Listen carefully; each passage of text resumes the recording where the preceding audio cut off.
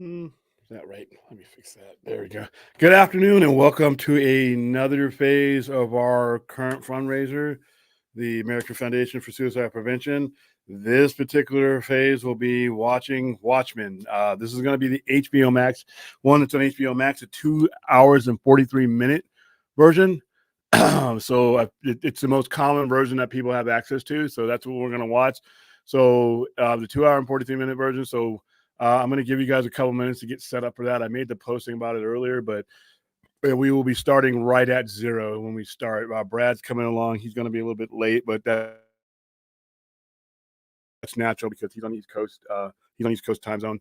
So yeah, this is like right in the heart of their evening. So and like I said, once he gets here, I'll be coming and going because I got customers in the store right now. So let's go ahead and say hi to the chat, and then I'll bring in the link for the Patreons is it's already in there. So if you want to come on the show and co-host, you are more than welcome to click on that link and come on. I'll let you into the back door. All right, Spider-Man, I see you in the back room. I'll bring you on in a second. Ruth, you have a link as well. So it's YouTube for right now. Cool. Like I said, these Saturday afternoon ones are kind of tough for a lot of reasons. Like I said, I am fortunate enough to be able to do what I'm doing while I'm doing them, but we have a packed evening with our overnight show. So it's kind of, the only place during the day and during the week I can do these unless there's a holiday, like for everybody's off and everything's closed up and I'm not at the store, then we can do them. But Saturday's going to be pretty much where I can do them in the flow of things. So right now we are, and this screen is going to stay up for the entire time. Right now we are still at 5,200 and 5,200 even. So like I said, the goal at some point today, whether it be doing this stream or our overnight show, is to get to an even 6,000. We've done great so far. You can see the little dot there. The dot was our original goal, and as you can see, there's a significant amount of green on the other side of that dot, which means we surpassed our original goal. So it's soon it's going to be time to set a new goal, which is not a bad thing. How are you doing, Spidey? What's going on, William? Not much. Did I scar you too bad? Oh man, I saw you. I saw you throw rocks and hide your hands, and then you didn't let me in the you didn't let me in the chat to defend the defend the show. Come on, man. Which added to the suffering. I knew you were doing the Grandpa Simpson thing at the screen, and I'm like, the shaking the hand of the cloud. Old man shakes hand of cloud. I knew he was in there, but I had fun antagonizing you.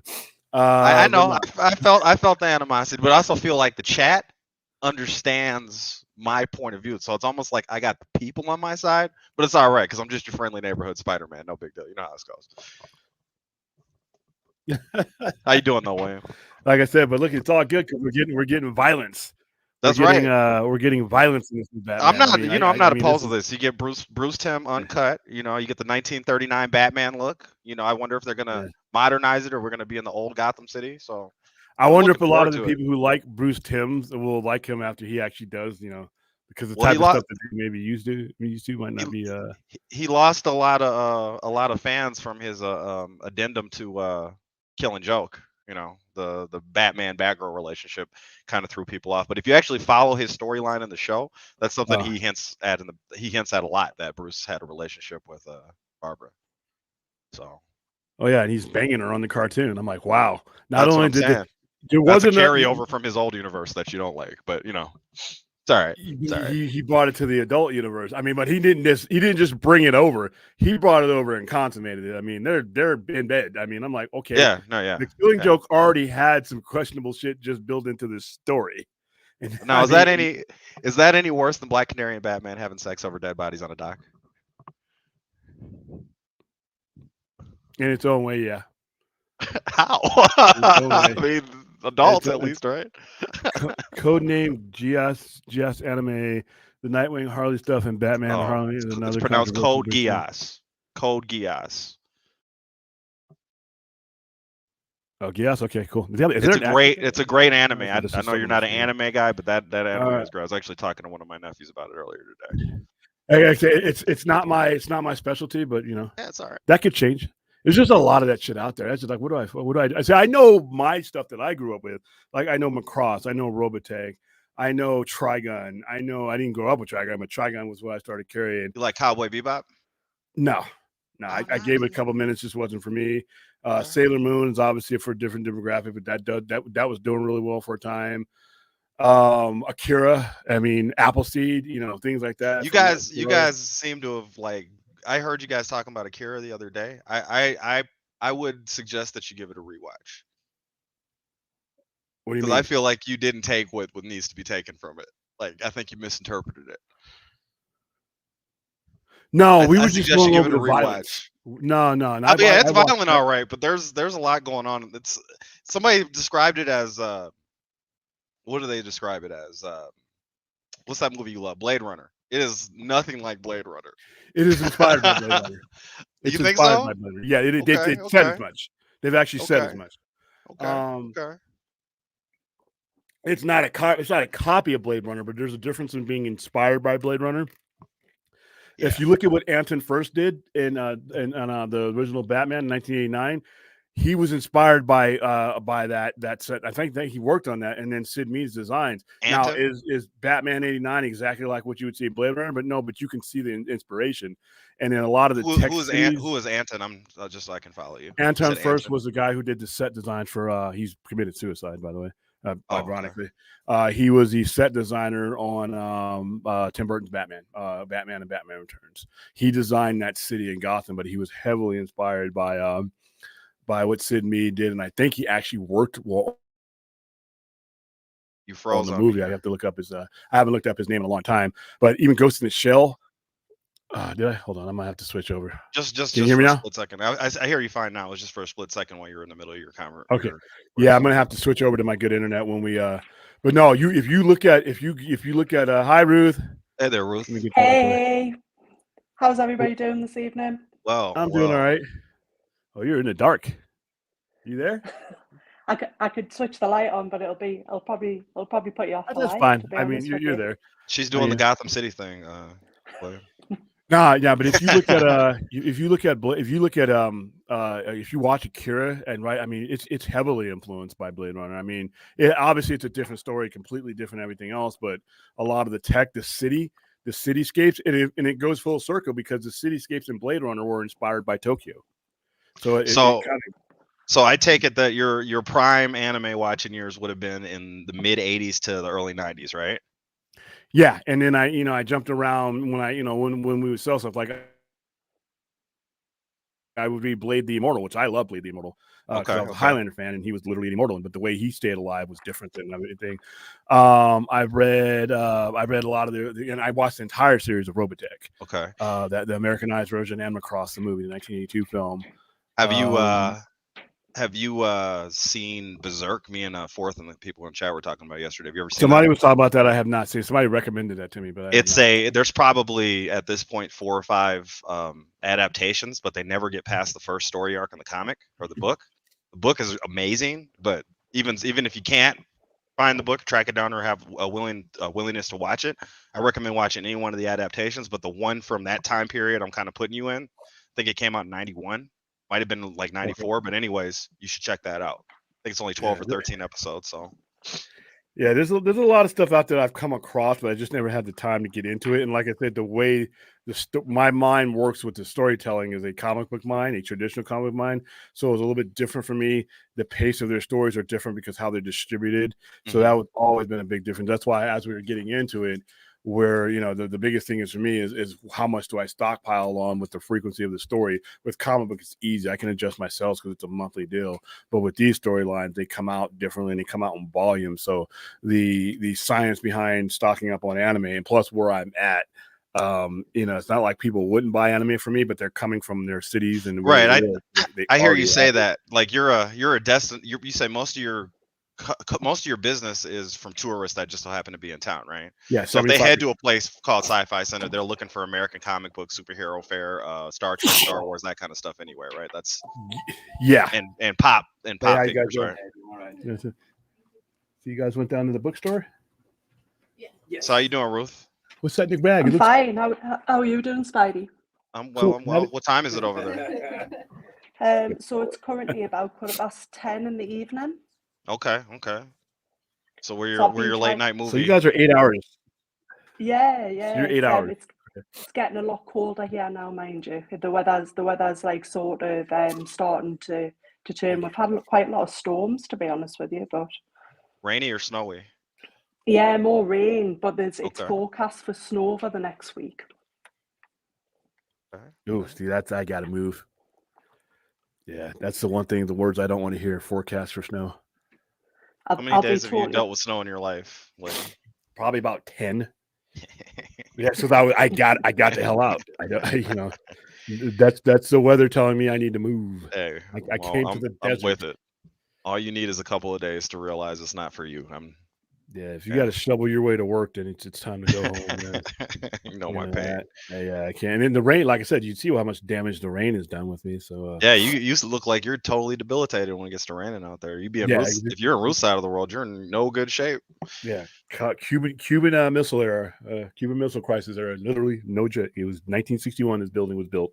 So the technology of roofing, everything has changed since then. But I will be right back. I'm trying to hold out for Brad so that he can right. when we hit play, because I'm gonna have to do exactly what I'm going to have to do now. I'm just gonna start like saying what's up to people in the chat because you started to fill up in here. So what's going on, Anthony? What's going on, Raya? What's going on, Larry? Fun, Daniel, Code Geass, fan. Love that anime. So you've never seen this before, you said, Ruth, right?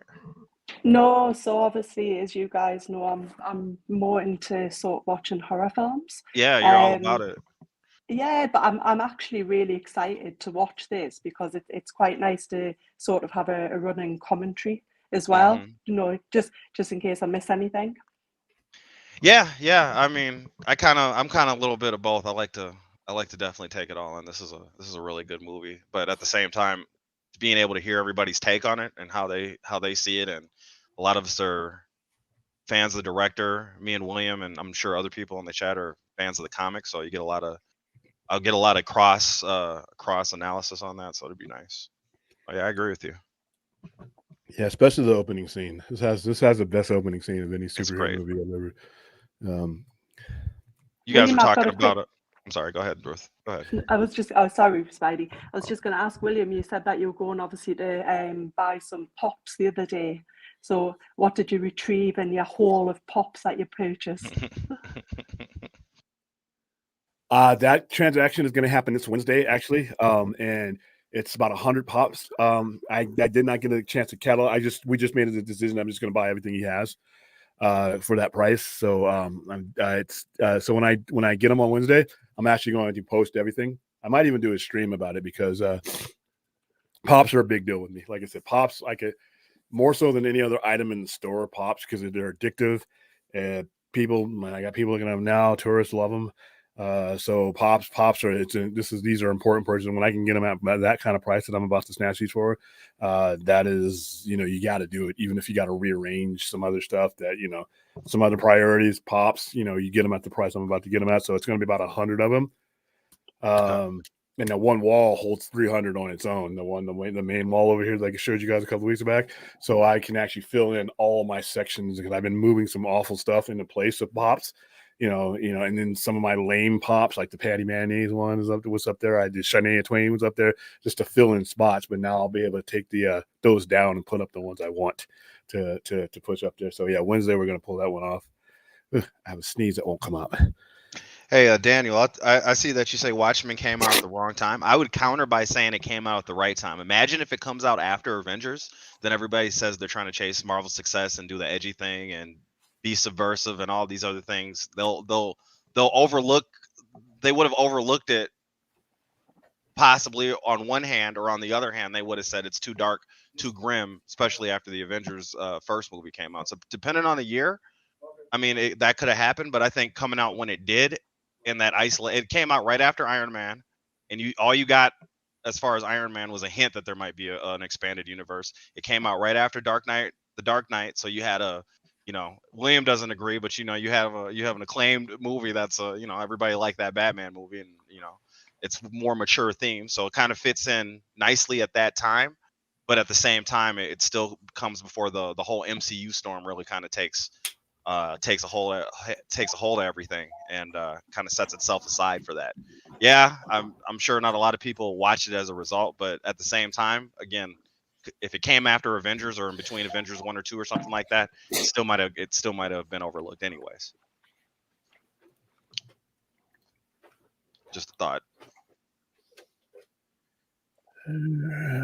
Just making sure.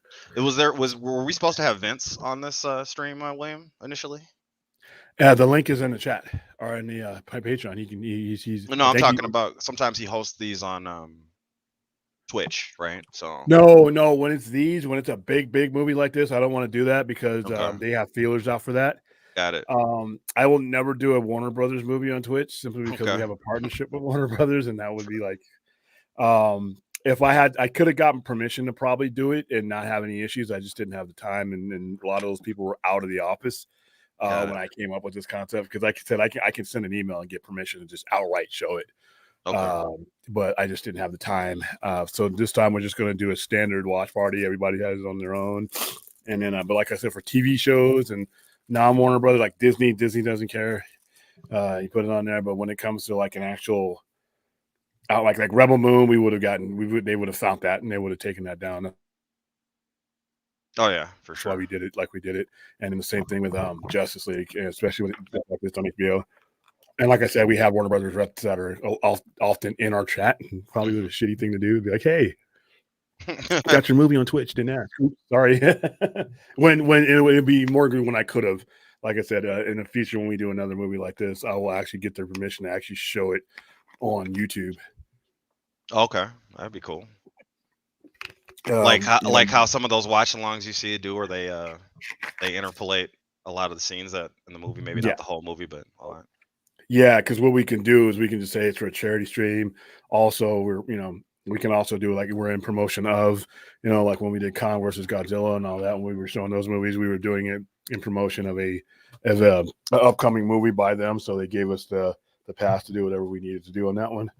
So we'll probably start in about 6 minutes or so. I just want to try to make sure I give Brad enough time to get home and jump in. I think you know what's going to happen though, don't you? You know what's going to happen. I'm going to go and Brad's going to jump on. I know, that'd be hilarious. Then you got to stay on. You got to stay on the whole movie so he doesn't miss out. But that is funny. That is funny. Maybe William is onto something with the whole secret identity. Maybe you guys live in the same house or something. Bit of a time difference. Brad just really lives in London. Exactly. All right, so that's where all the accent stuff comes from. He's really just trying to throw us off. Yeah, but his aren't good though. So. Exactly, that's what I say. He's trying to throw us off. So we are still at 5,200. So you say this is your favorite Zack Snyder flick, huh? Zack Snyder movie? Yes, by far. Okay. Yeah, by far, it's the most stylistic one he's done. I mean, this is where he developed a style. It's not as easy to see in 300 as it is to see in Watchmen. Okay. The stylism is still there, but you see it bleed out more when especially when you have an adapted IP like this. Like I knew what Watchmen was in my head as far as comic book goes. Oh, hold on, where's 682 area code from? So Spidey, Erin's just also turned around and said that it's one of her favorite movies as well. I like it. It's a great movie. I think he did really well, given that at that time, and then I would even say since, they don't really when they do a story adaptation, they don't really do a good job of it, or they'll take the name or whatever. This really gets a lot of the spirit of the book, and I appreciate that. And a lot of the stuff is lifted scene for scene, so it's a little bit. There are little changes in it, but they still fit with the story, so it's nice. Do you ever think that they would ever, obviously, because this film's been out a little while now, and that they would have ever made a Watchmen like 2, or is that something that they? Well, they kind of made a Watchmen 2, kind of. So the reason I say kind of is the comic book has a different ending than this movie does. The series called Watchmen on HBO. I don't know if it airs in where you're at all, but the series Watchmen actually is the sequel to the comic book. So it begins right after the end of the comic book, or part of the beginning. Part of the beginning picks up right from the ending of the story. I have another job that I go to, but I'm here. Yeah, I think I've got a feeling. I don't know if it might be on like Prime across in the UK. Yeah, do you guys have Max out there or the equivalent? No, we Okay, don't. So we okay. have Netflix, Paramount, obviously Contact at Prime. sci-fi-center.com. Yeah, this movie made the book pretty. I mean, the book was pretty popular to begin with, but this movie and its claim kind of took it to a next level. So I feel like the reason the series got made was because this movie got made anyways. And the series came out in 2019, so 10 years after this came out. Right.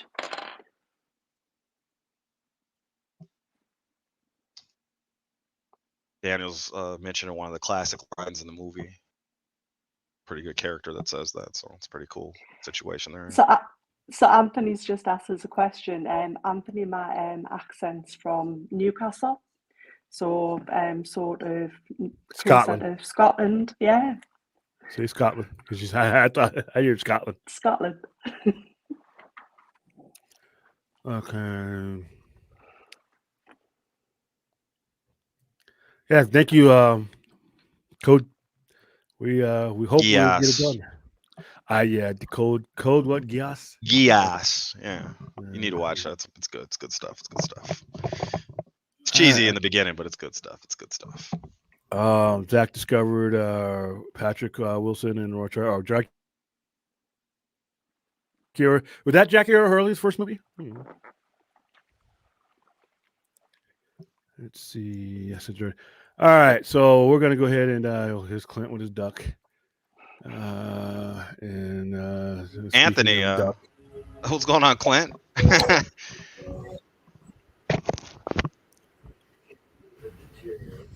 Did he come on by accident, or do you mean it?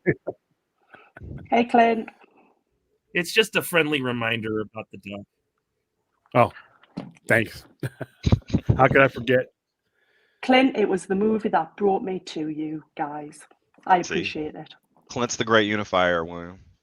The one redeeming quality Howard the Duck has. And you're the ultimate nullifier. Hey, listen, it nullified their careers. It nullified their careers. All right, is everybody at 0? I am. So we're not no more Brad. I'm just getting everybody queued up so that when we when we go, we can go. Brad, get your ass on here, man. We're waiting for you. I know you can hear us. Yeah, I don't think I'll be able to watch the movie. I've been kind of bedbound for the past month. Yeah, you all right? No, not really, but sorry to hear that, man. Yeah, what do you do? What can you do? Should have been dead 3 years ago. I mean, that's one way of looking at it, but I'm glad you're here today. Clinton. All right, man. Well, get better, dude. Yeah. Let me know if you need Sister Kim's. I know that might get you out of there. I've already had mine. But all right. Sister Kim's is the only thing that drags me out of bed. Dude, they're packed too, man. I no longer am able to walk in and just get my stuff. You got to wait in a line, and I got to come back because ever since that one guy popped in there, there's been SRO, man, standing room only. So I'm happy for him. So hey, everybody. Well, that's great, man. There you go. Hey, Brad. Brad, look who's on the air. All right. Yeah.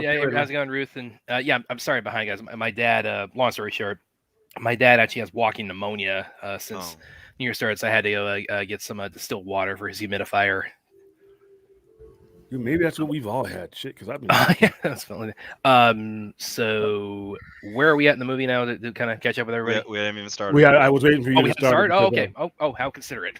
Yeah, because once I start, I have to go. Yeah, we haven't started because Brad didn't show up on time. Blame Brad. Hashtag blame Brad. Yeah, I knew he was going to be late. So blame my dad. Technically, but we'll still blame you because you're responsible for this stream, Brad. You can't put it on your dad. Your dad has walking pneumonia. Haven't you heard? Your dad has walking pneumonia. Oh yeah. Okay, well then yeah, I guess we can go ahead and play now. All right, hold on. We're gonna do a countdown so everybody kind of gets lined up. Can we get some thumbs up in the chat to let everybody until we know we're ready? Let me know. Let's throw some 2s in the chat if we want to hear one of Brad's bad accents right before the movie starts. We ready? I mean, no need for it. I can just jump right into Oh it. no, Brad, you gotta wait for the twos to come up, man. Maybe people don't want to hear it. All right, looks like Larry's ready. See, Aaron wants to hear. See, you got Larry, Aaron. Everybody wants to hear the accent. Even I threw it to him. Ozymandias. That's a really. Oh dear Lord. That was one of the best ones. It's like I have to like properly like. Oh man, what's that?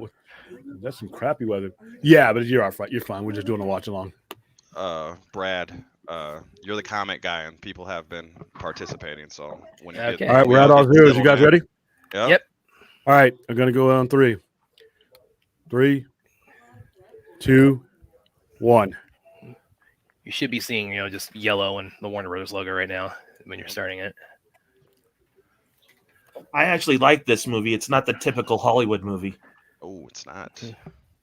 All right, I got the yellow Warner Brothers logo, so I'm lagging a little bit behind you guys, but I can catch up. I'm only about a 0.5 seconds. So. I just had the DC pull up, William. Yeah, we got the smiley face pulling out, and I guess Aaron Preachy gives my Australian accent. Thumbs up there. Brad, just so we're all clear, this is a new one for Ruth. Oh, it's your first time seeing Watchmen, Ruth? I've come along for the commentary.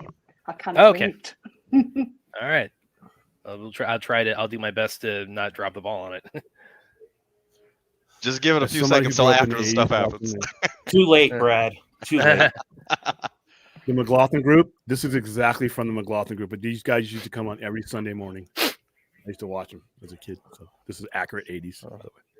I know. I'm older than you. I watched these too. Yeah, this just struck me hard when I saw that. I'm like, dude, I'm back.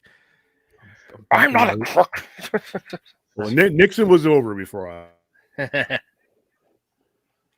I remember them making fun of it on Saturday Night Live. What, Watchmen or Nixon? Ruth, one of the main themes. Group.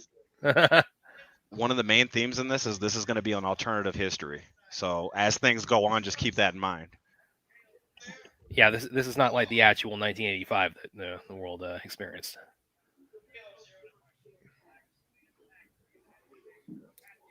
Yeah, I really enjoyed this movie.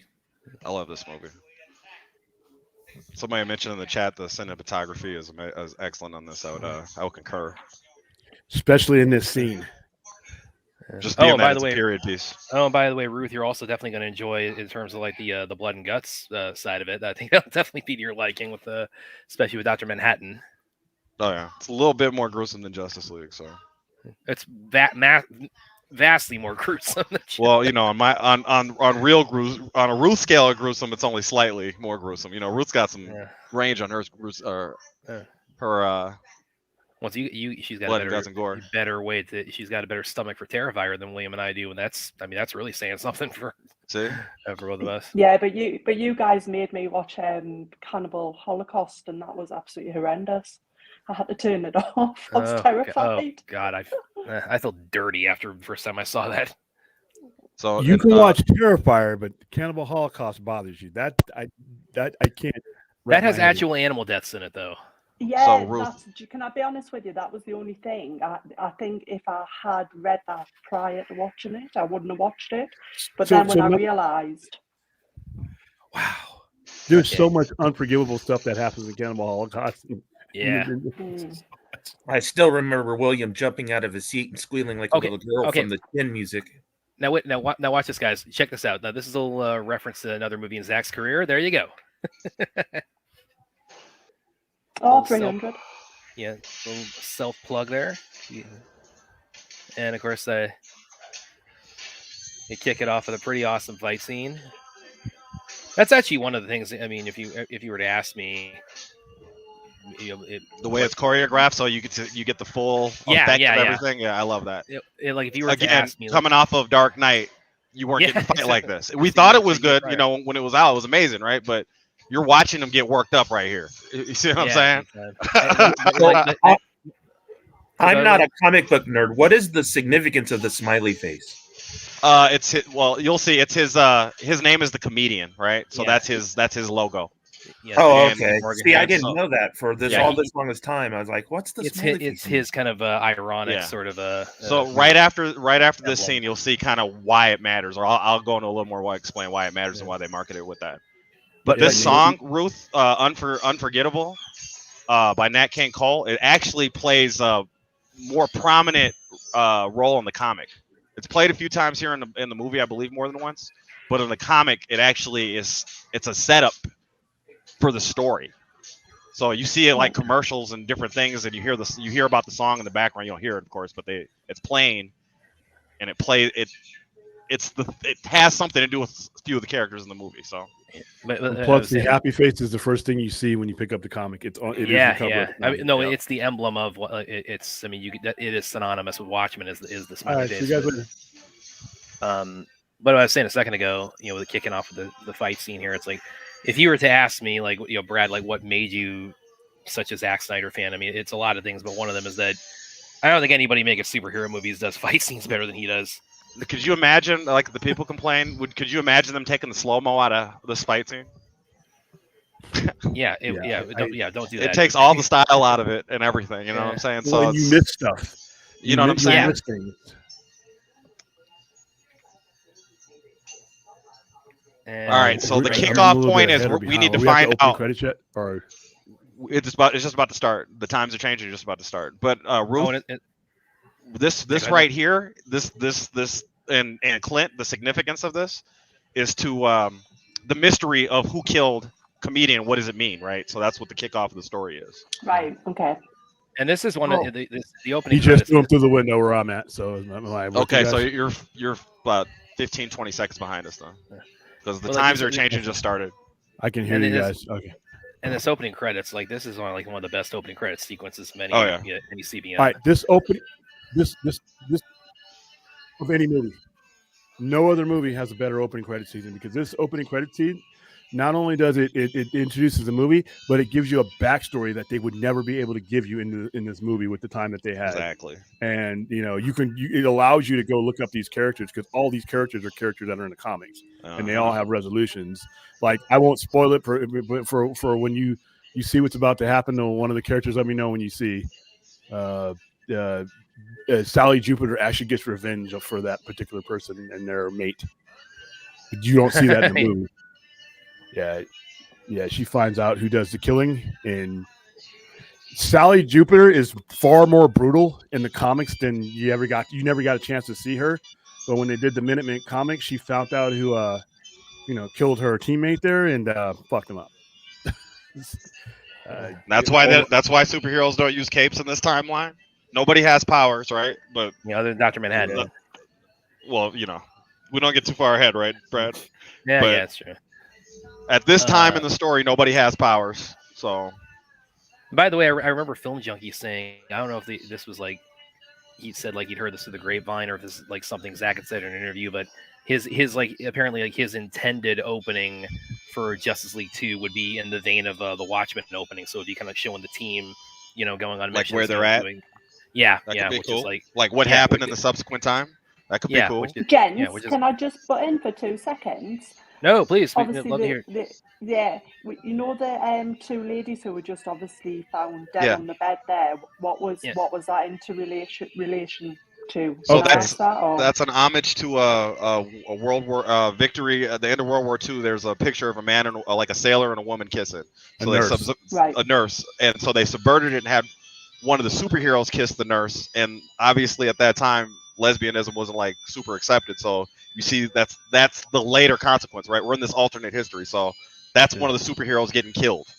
And when you Because she see was a that lesbian. picture, you actually see the sailor that's historically in that picture. You actually see him walking by because she gets in and kisses him before he does.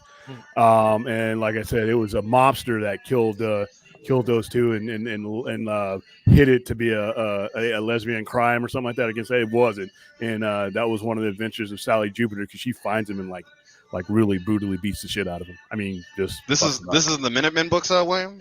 yeah, it's in the Minutemen books and it's in the It's in one of the compendiums, dude. Because that was a case of that she went after the guy who did it and just beats the hell out of him. So I never read the Minutemens. I know the whole Hollis Mason book. Inside of the book, I know the whole Black Freighter, but I never read the Minutemen stuff. So I got to check that out.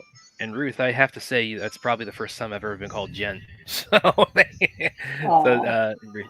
Anthony wanted me to bring this up. The Studio 54 thing's hilarious, man. Honestly, I think Watchmen, in terms of cinematography, is of its time because of what you see in this movie is what you see later on with some of the Marvel movies like Civil War. If you go back to the village, where Ozymandias is standing in front of Studio 54, did you all recognize all the stars that were there? Mick Jagger's there, David Bowie's there.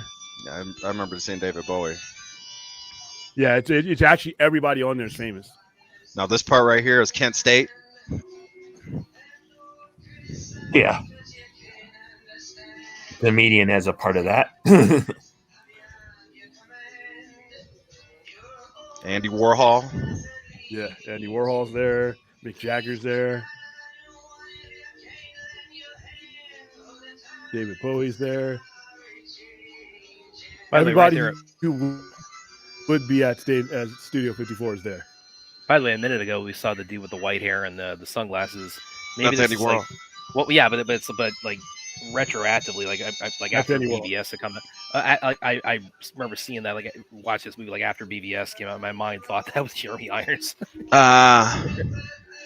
Ruth. So that astronaut just saw that blue person. That's Dr. Manhattan. That's the first only superpowered human being. So that's the setup to the story. How did things change? The song is really telling you times are changing. Well, times are changing the superheroes as well because they're no longer the old crime busters. They're the new crime busters, right? So.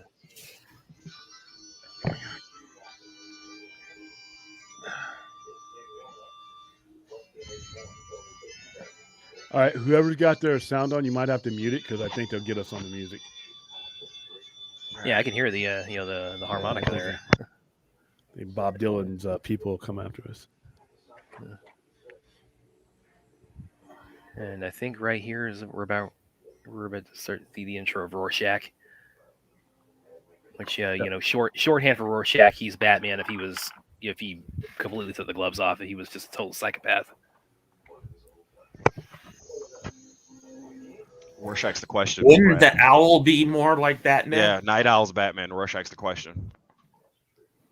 Yeah. These are all charlatan comic. It was the people who he could comedian kill is Peacemaker. Batman.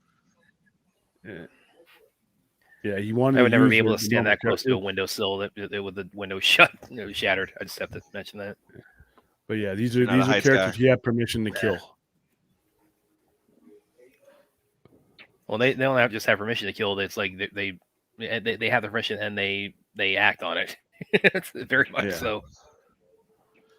Yeah, this is Elseworlds before there was an Elseworlds. And actually, Night Owl is more Blue Beetle than Batman. But in this movie, and even in the comic, Night Owl 2 is more like Batman. But the Night Owl is Blue Beetle. His ship. Yeah. His ship is a blatant ripoff of Archie. Yeah, and then the comedian's Peacemaker. Rorschach's the question. Who are the rest of the Here's people Rorschach right here. Rorschach's Journal, October 12th, 1985. Captain Atom is Dr. Manhattan. Okay.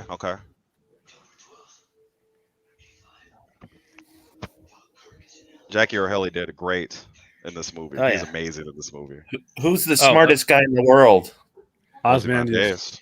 Yeah, Ozymandias. Who's he? Who's he represent? And who's the smartest termite in the world, though? That's the bigger. So who's the charlatan? He's asking who's the charlatan equivalent, William, for Ozymandias. I don't think there was one. I think he was supposed to be more of a Lex Luthor composite with other things than anything. Yeah. Got it. He kind of represents Bruce Wayne in a sense in this as well, right? So. And Ruth, I'm just gonna say when we get to a prison scene later in this movie that involves Rorschach, you're probably gonna really dig that. I won't say anything further. It's violent. It's glorious. What did you say, Ruth? I said, is it violent? Yes, it quite. Only a little bit, Ruth. Only film is violent. This entire film is violent. It's and this some sex and violence. Well, it even like kind of shot me the first time I saw it because I remember walking in like a lot like without getting too deep, if anyone hasn't seen it yet, like certain powers that like Dr. Manhattan displays, like you don't realize like how visceral that is until you see that, really from the pages of a comic brought to live action, like certain things that he does to his enemies. As we get to that later on. Silk Spectre 1 is Carla Gugino. That's somebody that Zack works with on a lot of his Yeah, movies. she was voice of Keylor, the Kryptonian, in the scout ship in Man of Steel. And she's in Sucker Punch. Yep. I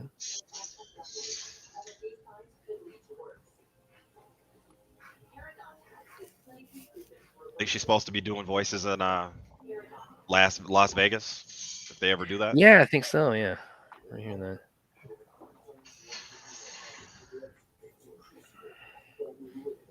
There's a little bit of a self plug here. I did interview Malin Ackerman about a year ago. You gotta tell Forth about that. He loves Malin Ackerman. Yeah, I didn't get to ask her really about Watchmen. Of course, I would have loved to have, because you're also dealing with like time limits and things like that. But I would have loved to ask her, as someone who has worked with Zack Snyder, her thoughts on him getting his cut of Justice League out. But it's like you can't crowbar in necessarily anything of that nature if you can't like organically work it into the topic at hand, which I couldn't. So, but you're a good crowbar, Brad. Yeah, but I'm still trying to be a great one.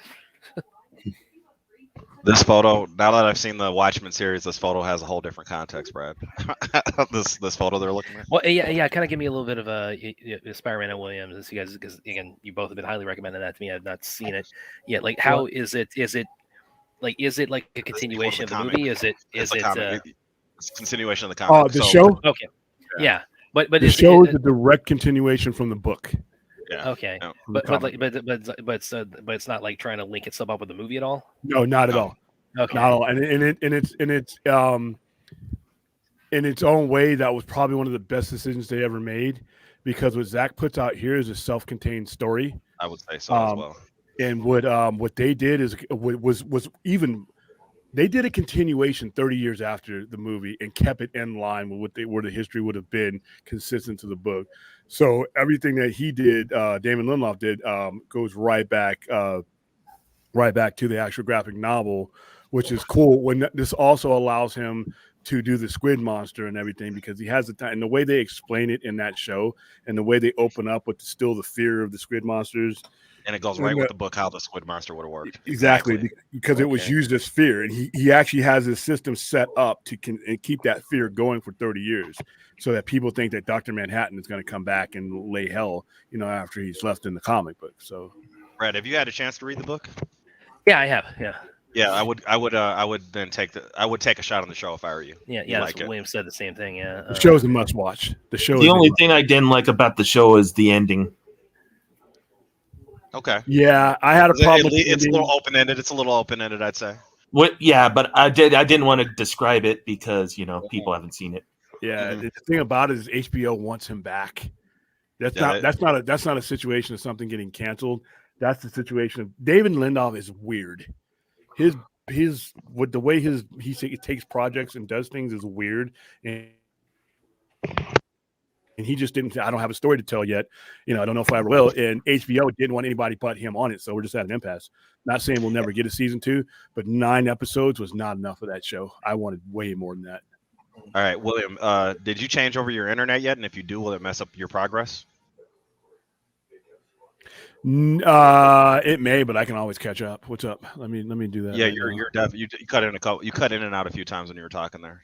I know you mentioned it earlier. Also, Ruth, the 2 people that were just talking, one is called Night Owl and one is called Night Owl 2. So it's one of the heroes in the past and then their current day successor. And yeah, that's what the team is, or the montage sets up. There was an initial, version of the team, in the 40s and the 50s. Then, as you see, as the story progresses, superheroes kind of got outlawed, except for Dr. Manhattan, because you can't really outlaw him. But then you of course you had like another iteration of the team prior to that, and that's been disbanded now. And except for Rorschach, he's is kind of working solo underground right now. He's working illegally. Yes. The reason why they're all gone is because once the Keene Act passed, none of these guys wanted to be publicly identified except for the comedian who didn't give a fuck. But everybody retired pretty much when this happened. Rorschach is actually acting illegally because he's not supposed to be wearing a mask. Yep.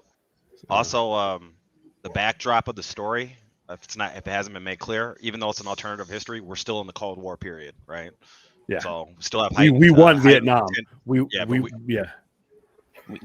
kicked ass in Vietnam in this version, and because Nixon, there was never a Watergate. There was never a Watergate, which was why Nixon is still in president. So, Brad, for your appreciation of history in Vietnam, watching the show definitely expands on that.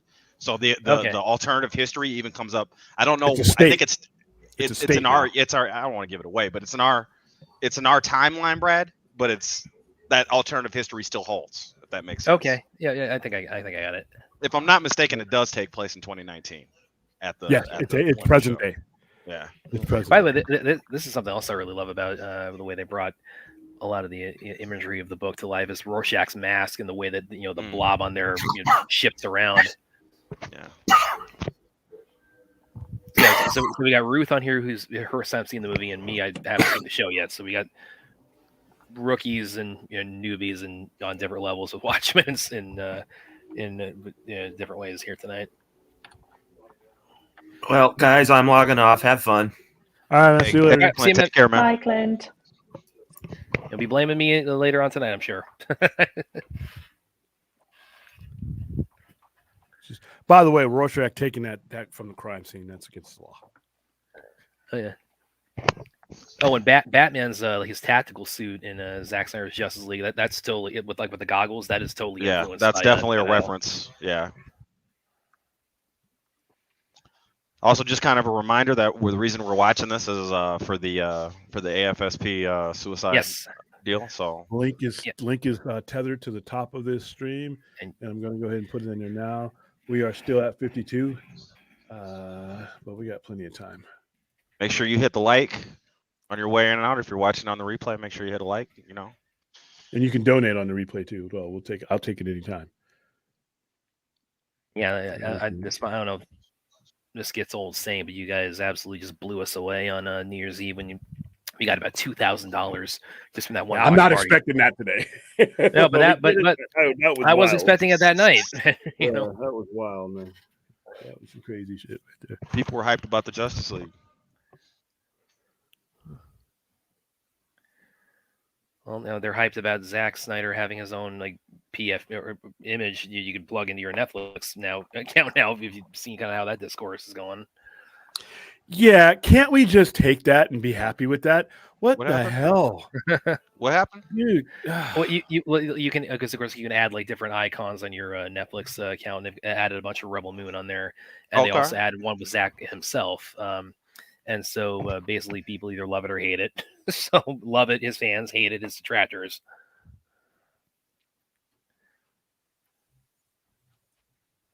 They must have made a lot of sales off the merch and that for the Rebel Moon stuff as well. Yeah, I would think so. And they haven't even like William and I mentioned too. It's McFarlane, when are you gonna get on those action figures? Because I'm sure he would. I'm sure that would be his kind of his next big. Probably got outbid. Yeah, might have got outbid. Oh, and I also said this on Twitter. Also, if you haven't gotten that popcorn yet, that popcorn is delicious. The Rebel Moon popcorn. I'm surprised you didn't try to freeze it and save it, just like a prop or some shit. Put it on your mantle. I'm never gonna eat this. I'm never gonna eat this. I got a few of those things for Christmas. I got the Jimmy Bluetooth, and I got the Imperium dropship popcorn holder. So, all right, thanks for stopping by, Vanity. Later, Vanity. Yeah, I think it's the first time I've seen. I think it's the first time I've seen you, actually, Vanity. Yeah, Vanity's new here, and then we have another guy in there that Spidey knows how to pronounce his name.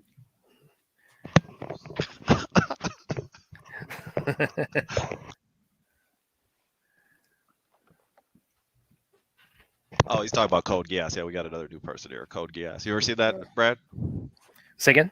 You ever seen Code Geass? Have I seen what? Code Geass. No, I don't think I have. Yeah, there's a person in the chat named Code Geass. I was telling William. Oh, okay. Yeah. Let me see if I can see him. Yo, Fourth. Yeah, Fourth. You had to bring your unique brand of comedy to the chat. Actually, Fourth loves Larry Fong and Zack Snyder as a combo, so he'll probably have a lot to add to this. Honestly. Yeah. I'm sure it'll keep the comedy interspersed in there, but Aaron says Carla Gugino is amazing. Yeah, she is. First time I actually saw her was not actually in any of her work with Zach. It was actually in The One, with a Jet Li. Yep, I remember The One. Yeah, that was that was my first Jet Li too. So that was a special place in my heart. You never saw Lethal Weapon 4? Well, I have. It's just that wasn't my first time I saw Jet Li.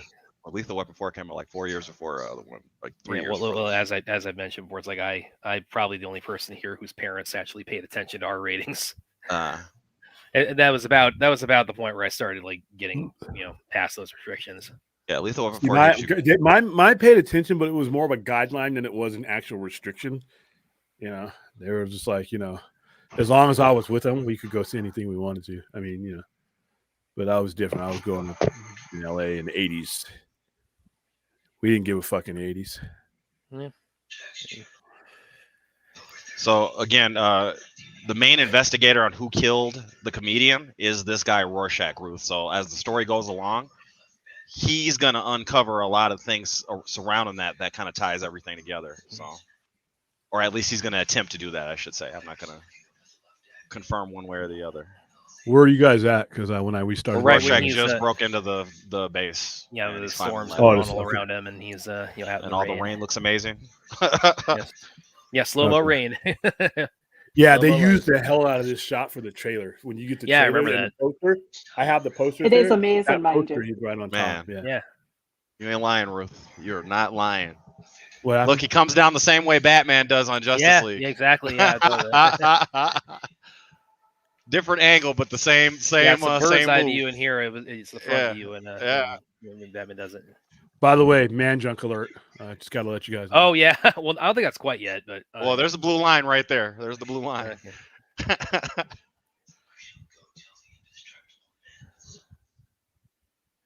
Yeah, there's some nudity. But the way it's comic he did accurate, so yeah, the way he did Dr. Manhattan in this movie is so good. It could have been done a whole lot of different ways, but he definitely made him look. One thing I'm not fully clear on too with Manhattan is that because I read that because Watchmen it went through like a really long process to be realized. I mean, it had other filmmakers attached before Zack finally got to it, and for a while it was considered unfilmable. So, but I'm not, and they had a bunch of different people attached to all different characters, including Dr. Manhattan, but I'm not fully clear on this. It's like, because I remember reading like Keanu Reeves was at one point considered for Manhattan, but I'm not. Is that for with Zack, or was it with like one of the earlier iterations? I'm not fully clear on that. I don't it's know. One of the earlier ones. I think it was always going to be Zack's. Yeah. He was huge with Warner Brothers after The Matrix came out, Brad. So they're probably Keanu, yeah. And this came out 6 years after the last one came out. Yeah, this came out in 2009. The last Matrix came out in 2000 before the Abomination came out in 2003. Yeah, I can agree with you on that one. Nobody likes that Resurrections. The one thing they fucked the Merovingian up, and all they had to do was have a good fight right there, and everybody's like fighting like it's a CBS show. Well, the best way they could have saved that movie would have been like, hey, not making it. We're thinking about making a Matrix 4, and somebody says no, and then there you go. There's a success right there. They should have. Zack did his powers great. Oh yeah, because in the comic it looks a little different. You know what I'm saying? They kind of do the bubble pop. Yeah. When he teleports. Dave Gibbons' artwork is a little bit different on this one, and it was a cool realization, because I've read this comic a few times before they ever made this movie, so it was cool to see. But the show does the one thing the show does a superior job at is explaining how he sees the world. I think. how his powers actually work and how he sees time. Yeah, that shit's great. They kind of do it well in this. When he's gonna do his explanation of his origin, they do a great job in this. But like right now, the show does it better. Yeah. When he touches her and shows her all that stuff, that doesn't give us the the weight of what exactly he can do and how he sees things and why he would be so psychologically numb to things, because he's right in the middle of everything at once. Yeah, like put it this way, Ruth. It's like he sees everything everywhere all at once. Not only does he see everything all at once, he experiences all time at once. So right now, Dr. Manhattan is experiencing the past and the future at the same and the president at the same time. He can interact with all three at the same time. And it really, and it's one of the reasons the way he speaks, and the tense he speaks in is simply because of that.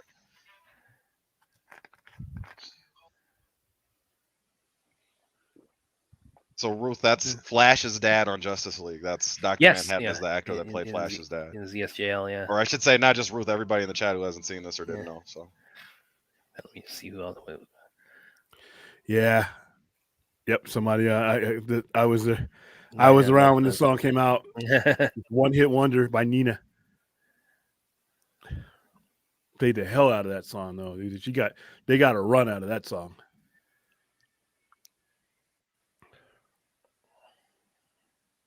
You see it inside of his head. There's a cloud of just like you said. Nice.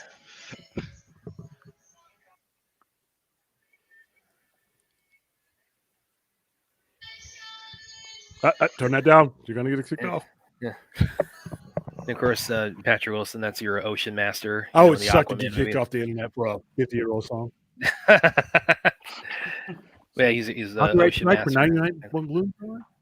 Now, somebody you just saw walk by there also will be important later. That's all I'm going to say. You'll understand what that means later. But yeah, again, this is Patrick Wilson.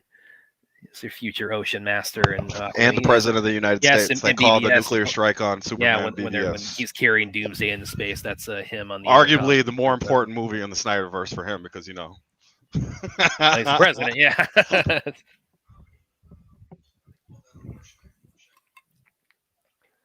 Oh, you guys are saying who walks by? Okay, I didn't want to. Spoil it. No. That's the same in the. That's the same in the book too, right, William? Yeah. I know. That's why this movie's great because this movie has so many panels from the book.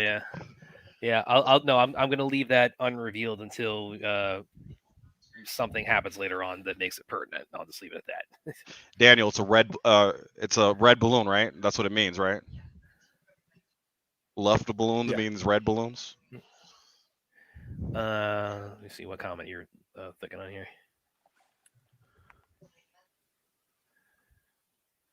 Aaron says Ruth, you recognize Matthew Good. He's one of your fellow Brits. Plays Ozymandias. Yes. Plays it well.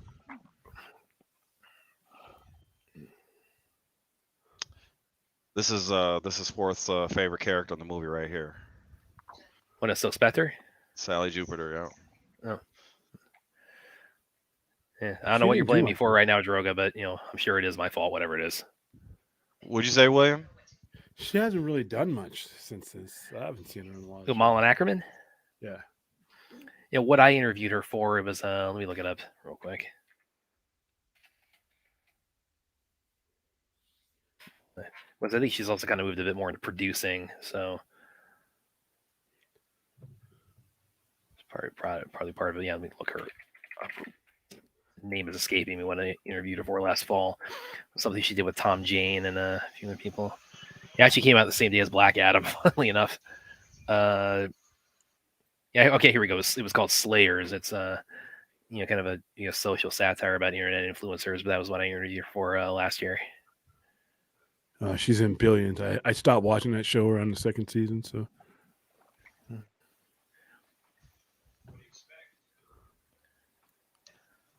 Droga calls him Ozymandias. Ozymandias. Well, so does the comedian. The comedian calls him that too. No, Droga's using the pun for Aussie, like Australia, like he spells. Oh, there you go. The tunes in this film are absolutely amazing. Yeah. Great.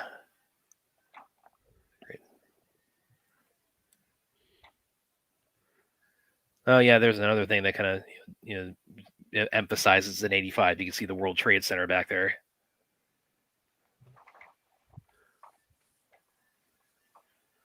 And yeah, I mentioning earlier, Spider-Man talking about the guy at the windowsill. Yeah, I'm not a heights guy at all. I mean, so every time just seeing pictures of the World Trade Center just makes me. Ugh, I couldn't have worked in that building like at the top floor. Just oh man, that would have been so nerve-wracking for me. Or I can't even admit, like being a window cleaner. It's like, oh man.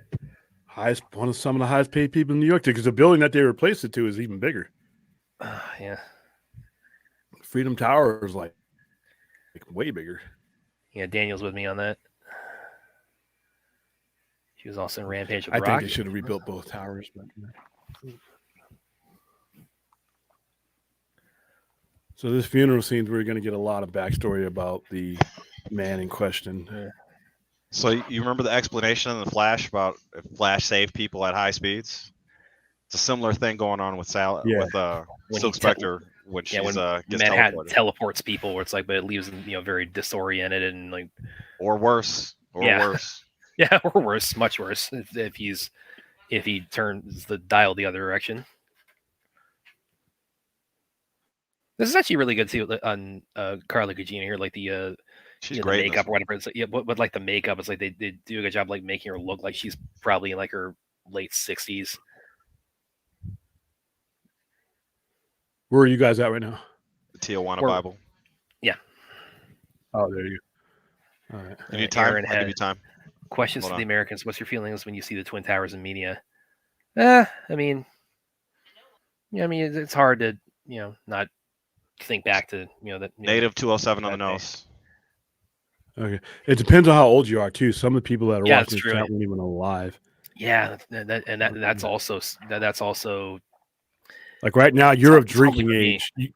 You could be of drinking age, and you wouldn't and never have not been alive then. alive when it would happen. I mean, my dojo, it's like I'm training with people, sparring with people who were not around when that happened. Yeah, you have people who that fought, literally that were fighting in wars that were sparked by something that they weren't even alive when it happened. Always deployed with people that are coming through deployment now. If, like I said, if you were born in October of 2001, you could have literally spent your late teenage years fighting a war for a tower you never saw, which is ironic. Keep your eye on the screen here, Ruth. This is I don't know if you've been listening, but their whole story that the mother and the daughter have is pretty tragic. Yeah.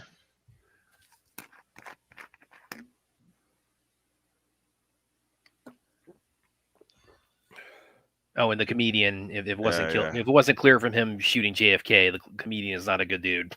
Yeah. He's the embodiment of every conspiracy you ever thought of. He's like the cigar smoking man, in X-Files. I mean, he's literally like right there behind the grassy knoll. Yeah, smoking a cigar, which like nobody saw that. Yeah.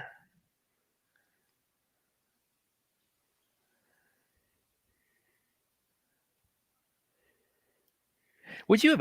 I'm going to also ask this hypothetically, because of course, we got a version of Flashpoint in the Flash movie last year. But of course, that's with Michael Keaton's Batman as as the alternate Batman. But Jeffrey D. Morgan was Thomas Wayne in BVS, and of course, in the comics Flash story, then Thomas Wayne is Batman and the alternate reality of that. Would you guys have wanted to see him see his portrayal of Batman, of the Flashpoint Batman? No. I don't think that, honestly, I don't think Zach would have done it because they already had problems with Johns by the time they were making BVS. That's true, yeah.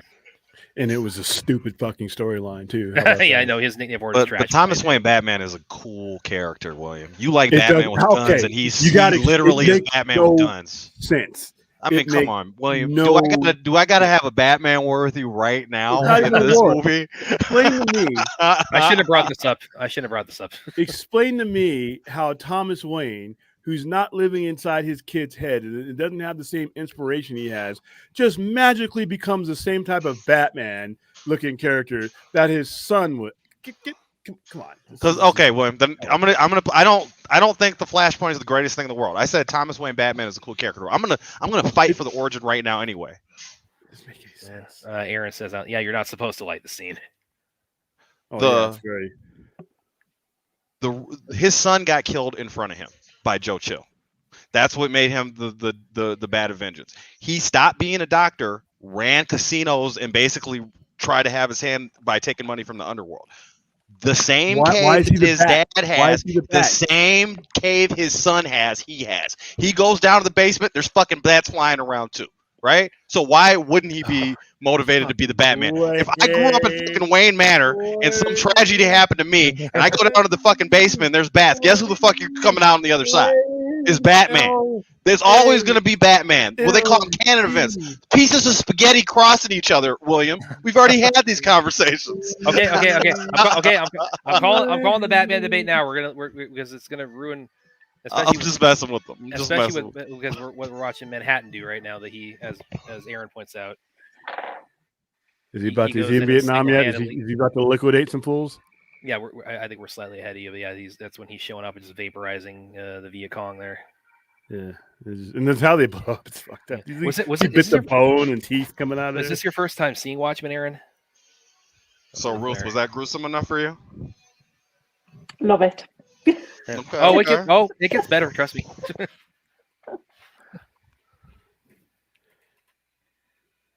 Brad, Erin said that she's watched it several times before. Oh, okay. And that she really liked it. Yeah, because you said the war criminal comedian there just torching clear. Like you were like it was like a shock seeing the first time seeing the comedian try to rape the first Silk Spectre. They give this guy he's no about to do redeeming something qualities. far more worse. Yeah.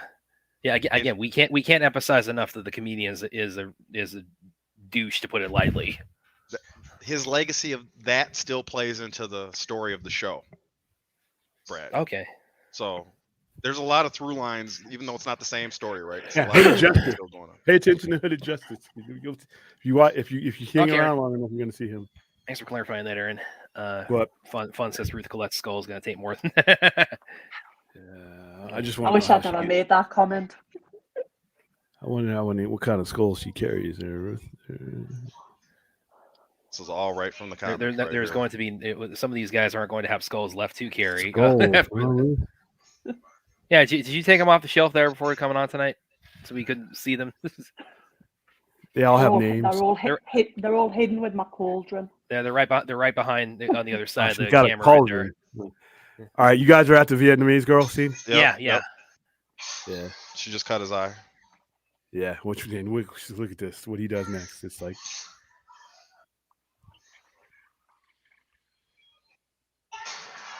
This whole thing is right from the comic, like panel for panel, line for line. And I think like what comedian does. I mean, it's maybe I'm mixing up like which kind of atrocity. Is it supposed to be like kind of inspired by Miley, or what's the? It's the kind of things that we were doing when there was no accountability. Leaving bastards. The fact that he says you could have stopped me. Manhattan could have stopped him.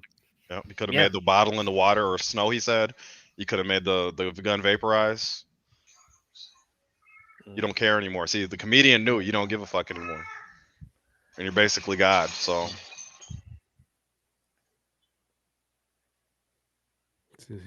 Is it bad that I prefer the comedian more than Peacemaker? Well, the comedian wasn't. Which Peacemaker are you talking about? Peacemaker was. Peacemaker's in Kingdom Come. You know that, right? He looks like Boba Fett. Yeah, John Cena Peacemaker. I mean, he was never this awful, and then in comics, Peacemaker was never this. I mean, if you're looking at the comedian as an aspirational figure, which I certainly hope nobody is or would. Just look at Night Owl's suit after watching Justice League the other day. Yeah, exactly. Oh, it's the same costume designer. Yeah, you can definitely see it in the cowl in the jail. Yeah, especially when you see it from the Cape side, the back of the Cape side, it was definitely like.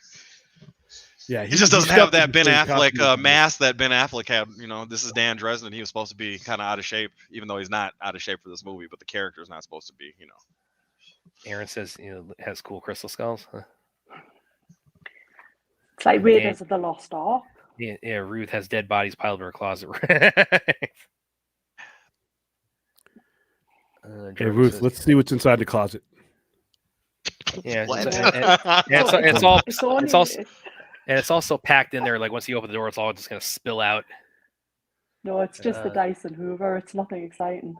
How you doing, man? The tactical suit looks so close. Still winning?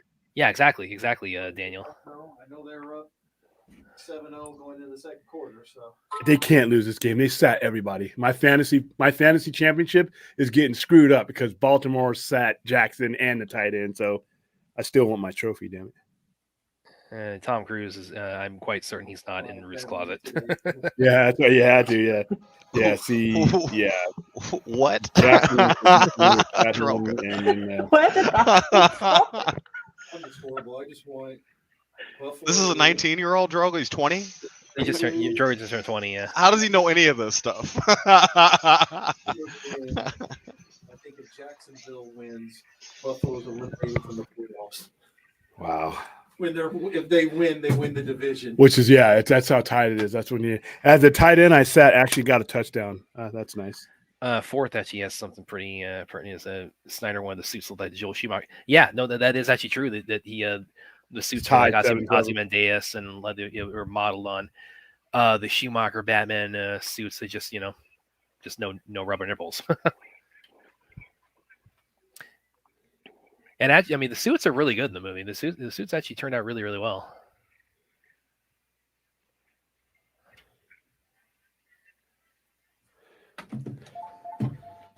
Aaron understands the reference. You're talking about the Tom Cruise being hidden. Okay. Let's do it on the counter. You can take it with you. I'm not worried. Okay, and the comedian, he's about to have a line at the end of this scene that really kind of sums up like who he is and like why he calls himself the comedian, but why that's ironic. Why that's not. He's not the comedian like the way you would expect, like Robin Williams or somebody who's actually funny. Or that's definitely that would definitely influence a lot of Batfleck superhero landings.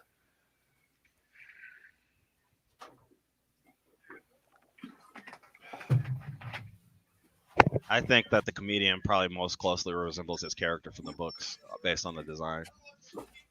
Yeah, I would say so. Rorschach is also really, really close. Yeah.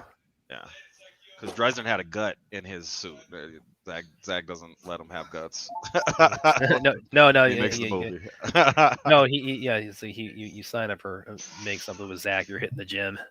Okay, yeah. Here's coming up. Here's the line I'm talking about.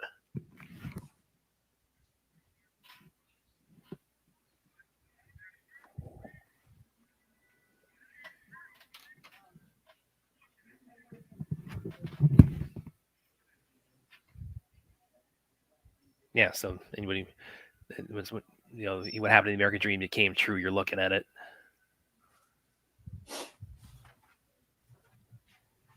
So the point is, he's offering some commentary on the country, but he's also a really sick dude. Yeah, he's a piece of shit. But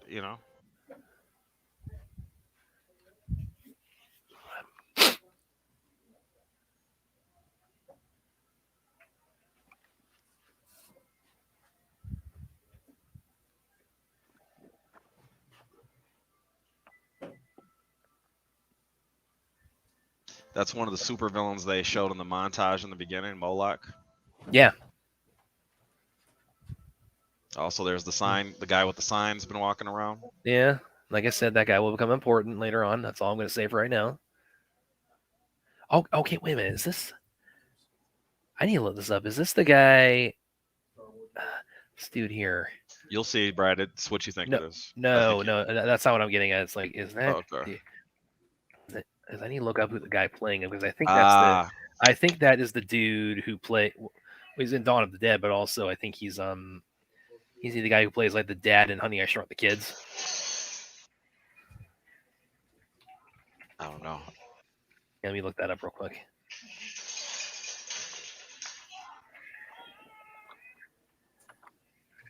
And Rorschach. Yeah, as you can see, nobody is mentally stable in this movie, Ruth.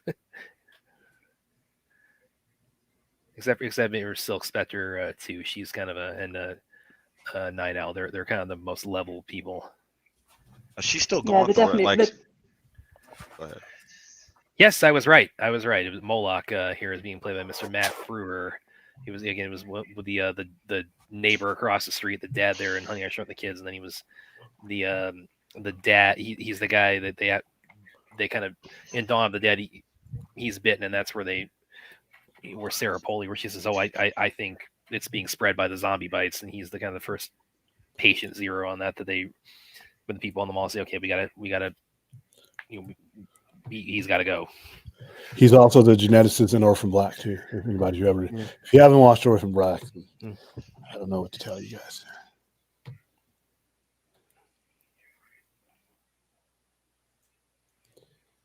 right, so I'm way behind.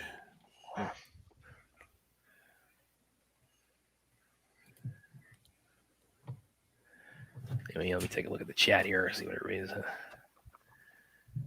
Remember there? Yep, exactly.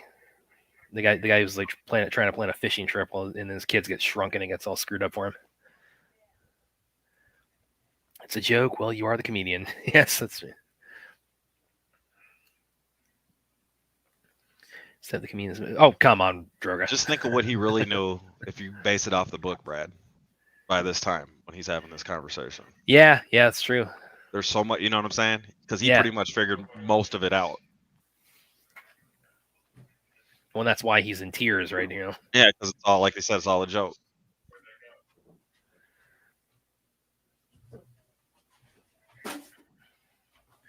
I never knew the comedian was wearing a prosthetic suit. I thought no, they all both that's. I mean, I again, I don't know if there's a filmmaker other than Zack Snyder who has as much of a reputation for mandating for is like you cast you got to get shape for me when you come aboard because you're going to be doing a lot of running, jumping, punching, and it's kind of a prerequisite. I think Disney puts them through work over at Disney. I think they put them through a workout. Oh yeah, that's true. They don't play around. You know, I think. Well, yeah, and he's not doing it in like a drill sergeant kind of way. He's Right. always bench pressing himself, so he's kind of leading by example when he encourages his cast to do that.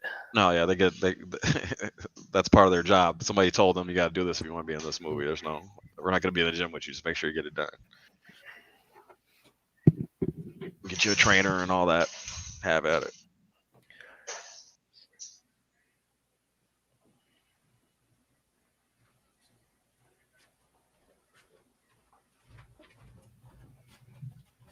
Yeah, they've definitely all got issues, haven't they? Say again? They've definitely all got issues. Yeah. Yes. Yeah. Yeah, I'm telling you, when it gets to the part that I was saying you're going to love with Rorschach, I'll definitely point it out. That's probably you're going to probably have tears in your eyes with the gore of that part.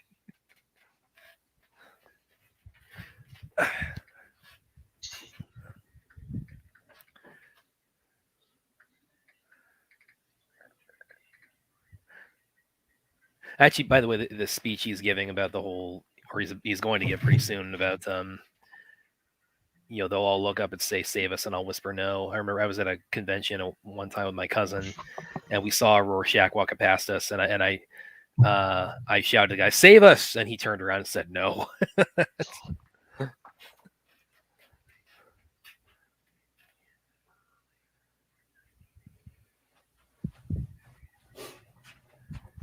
Yeah, I forgot how much rain. Also, I forgot how much rain actually is in Watchmen.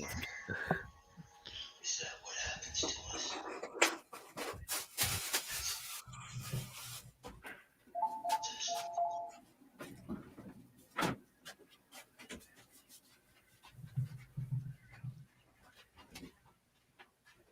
Savage. Disguise it. Saw society's truth. Chose to be a parody of it. Joe.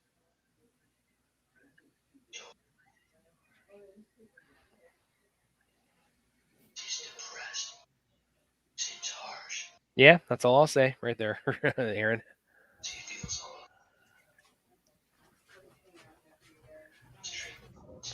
Oh, by the way, speaking of the smiley face there, I remember, and I love that. I love when Zach puts in the shots of like someone getting punched in the face in slow motion. But the smiley face pin there, I remember, I didn't even realize this until years later. I just didn't even know, maybe because I was a kid at the time and wasn't familiar with Watchmen at the time. But I mean, I think it was when they did the Titanic re-release, for like the 100-year anniversary when the ship sank. Yeah, this is. I guess you're a little bit ahead of us here, and this is what she's referring to. But I remember, my friend Ashley pointed out to me that the guy the guy with the ponytail and the long hair who does the Titanic simulation and says, "Oh yeah, she's got her whole ass just sticking up in the air right now." That guy, he has a Watchmen shirt, and there he has the shirt with the smiley face on it. Again, I was only like 10 years old. I first saw it, so I didn't even pick up on it at the time. And then she pointed that out and goes, "Oh yeah, that was a cool Easter egg you put in there." We are at 52.50. Thank you for the $50 donation from Thanks. Aussie Prez 24. Oh, thank you. Thanks, bro. Thanks, Ben.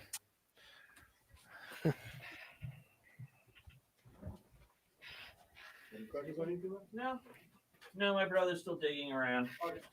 He's got more patience. Have a good day.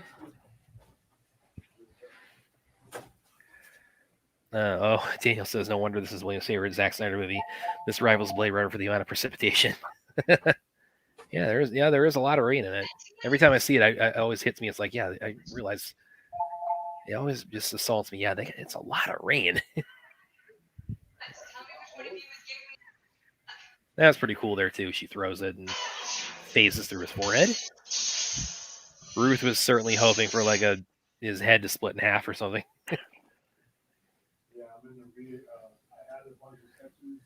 Does he have the ability to heal things as well? Or because obviously when it went through the television there, like the monitor, his power is subatomic reassembly. So anything that dead or alive, he can well, they'll explain his power, but they'll visually explain it. But he can basically take things apart and put it back together, level. And yeah. That's why when you saw him earlier when he was the first scene when he was kind of doing his experiments, he had all those parts of the machine just kind of hovering around him. And that's what he can do is he can just focus on something. And yeah, here's the money shot, of course. That machine he was building earlier, he just sent it to Ozymandias, Ruth. So he was having a conversation on a two-way television thing. He just teleported that device they were working on that Brad's mentioning earlier in the movie. He just sent it right to Ozymandias. So, but he could just kind of focus on something like he could, like the TV I'm playing the movie on right now. It's like he could just point at that and just completely like disassemble it to all of its individual components. And now I think this is the actual explanation right here where they're going to go through his whole story, right? Yeah. Okay, so this is pretty much answers your question when they do his flashback. So yeah, that's one of my favorite parts of the movie too. The Manhattan origin flashback. And it's actually, I remember because I did some articles on this at the time. Cyborg's origin in ZSGL was actually it ran in parallel detail. in a lot of ways too. Yeah, because it's very somber. It's very it's not nihilistic to the same extent by any means, but it's talking about like a hero who's like lost his body and he's sort of born out of tragedy and he's kind of being reborn and rediscovering, who and what he is.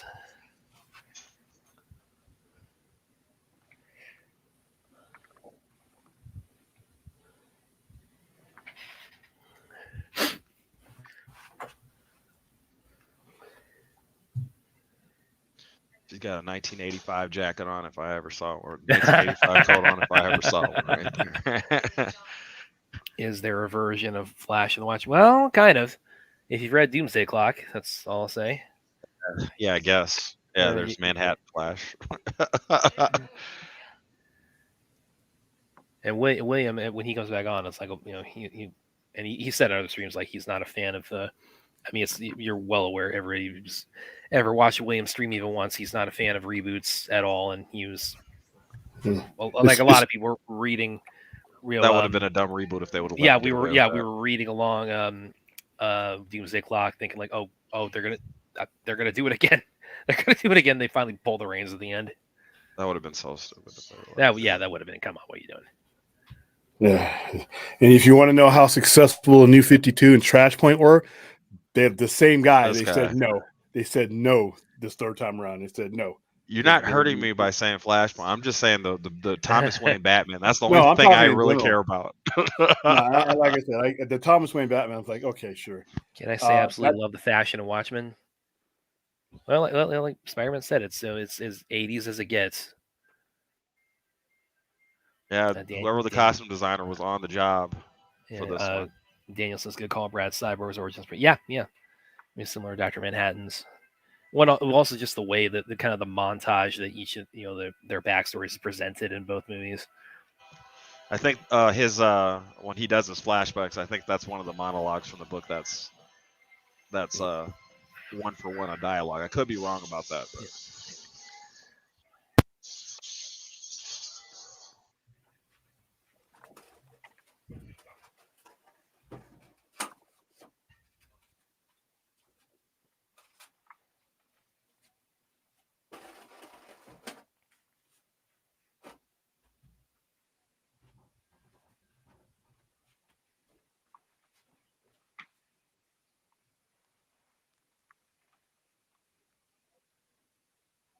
There's the guy with the sign.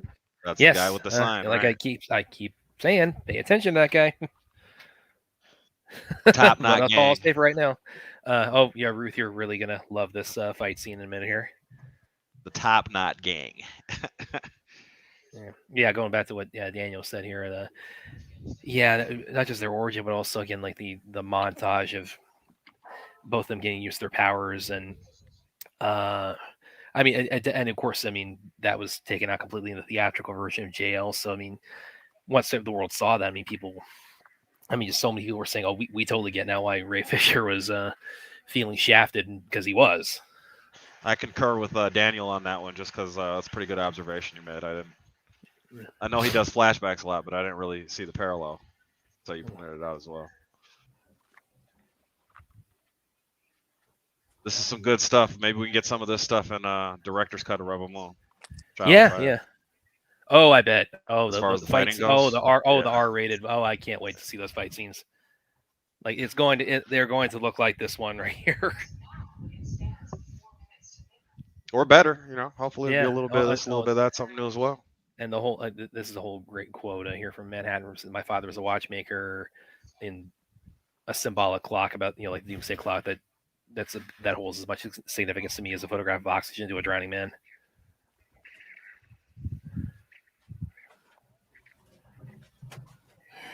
Okay, here we go.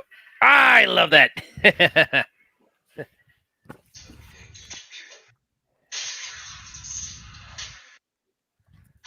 Yeah, I'm just seeing that grin on Ruth's face right now. She's like, "Oh, I'm just on cloud 9."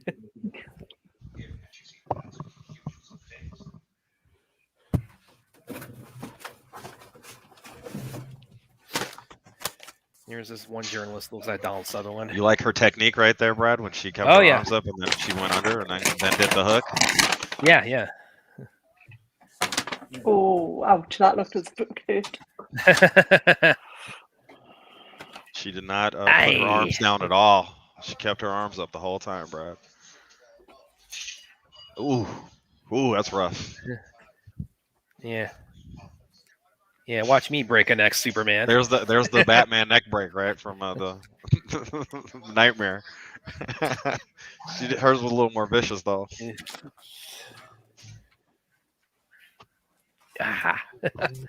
Yeah, I bet like that knife going through the neck. I bet that there's something like that in the 10. You gave me a Cora fight scene in the first one, in Rebel Moon, in the director's cut. I forgot I had. Oh, okay, perfect. You former military? Oh yeah, I got the haircut. I was gonna say Jarhead. So how you like that fight scene there, Ruth? Yeah, how'd you like that fight scene, Ruth?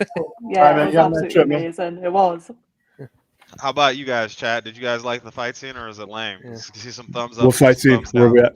We're at Manhattan's monologue that's intercut with the Night Owl and a Silk Spectre fight scene in the alley. Oh, the elbow breaks in that one. The ones that the neck breaks, and the knife goes through a neck, and kicks. And they're doing that cheesy smile every time they knock. Yeah, and I love you, baby. We were also talking to Ruth about it's like I bet like the in the director's cuts of Rebel Moon. Yeah, I'm imagining that some of that's going to be like that, like in the Cora fight scene. The first Cora fight scene that's probably going to look a lot like that. Aaron is like, that fight scene is epic. Yes, it is. There's a couple more in there that are pretty good towards the end too. Yeah. Oh, this was his original love of Ruth. And she's about to unveil something very heartbreaking. Yeah, it sucks. Chappie is so jealous. I would love to have been there with you guys. Been busy at the hotel about the karaoke. Okay, well, just next watch party, man.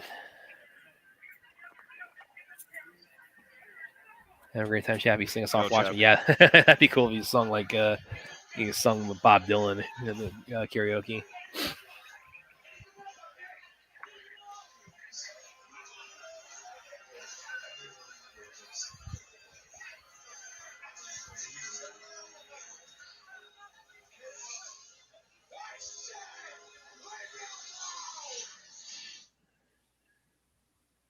Yeah, and here we are on Mars. Yeah. So you got Dr. Manhattan off of Earth. So now things can move the way they need to move on Earth, right?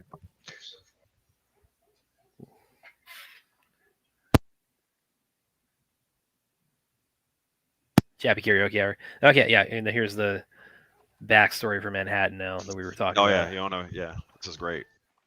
Once again, like I said, it's Cyborg's his when the movie goes into his origins, it's very it's handled very similarly. I don't think it's as dark because the point with Dr. Manhattan is that because he's experiencing all of reality at once, he's just completely apathetic to everything now. He's got no attachment to anything. The whole point with Cyborg is it's kind of it's a similar go ahead. He always speaks in the present tense no matter what time it is. Like, so as he tells the story, he's telling it as if it's right now and as if it's back then. So Yeah. To your point. Yeah, but that's that why he's just so indifferent to everything. That he's that's how he gets to that point. That with Cyborg, it's again similar kind of origin, but it's also sort of the inverse where it's like he's lost his body, he's lost his connection to humanity, but he's trying to get that back. He doesn't think those are, or he does initially think that's kind of out of his reach, but it's all about the journey back to that for him. Here's another one you're gonna love, Ruth, when he actually gets his powers.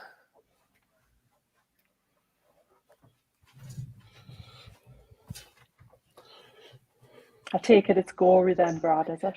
It's not really bloody, but it's definitely R-rated. Super tragic how he gets his powers, like all because he had to get a watch. But what's your timestamp, we're guys? Give me a second, William. We're basically a couple of seconds before he gets disintegrated. It's like right when the particle accelerator is negative 135, 18, negative 135, 17, 16. Got it.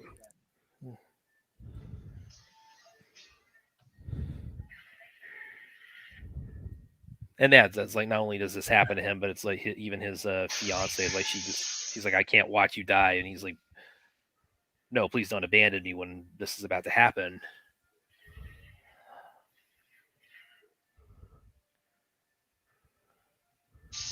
I feel it's my favorite scene in this movie, man. Yeah.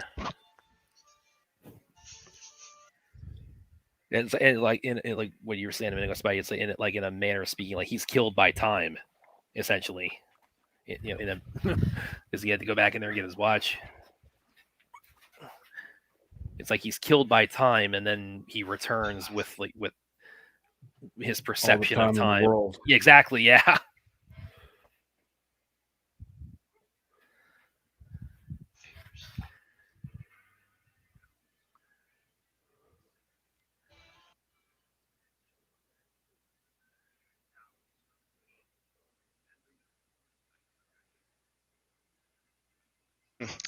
Only by chance was his father a watchmaker, right? Yeah. This story, it's not just the movie, but this story is such a good story.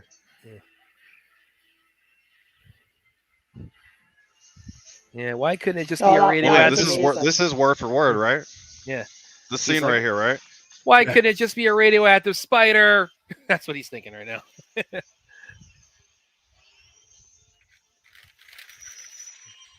Yeah, most of the linchpin points in this movie, he takes word for word, and it's really good. Okay, now he's coming back. Just imagine like just seeing like just a human nervous system just hovering around like that. And the way he comes back like this is That's what I'm exactly saying. the comics. It's exactly All because his dad was a watchmaker, right? Told him how to take, and he applied that to his nuclear physicist's knowledge, you know?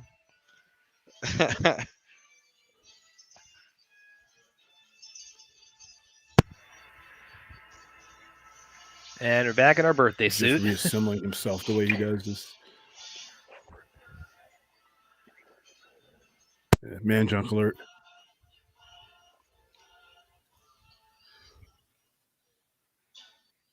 I love the score here too. Yeah. Yeah, the Superman exists, and I think it was like literally like a year after, like a year and a half or something after Watchmen, that Zack was announced that he was going to be doing Man of Steel. It was basically Man of Steel and that and Nolan's endorsement that that got him on Man of Steel.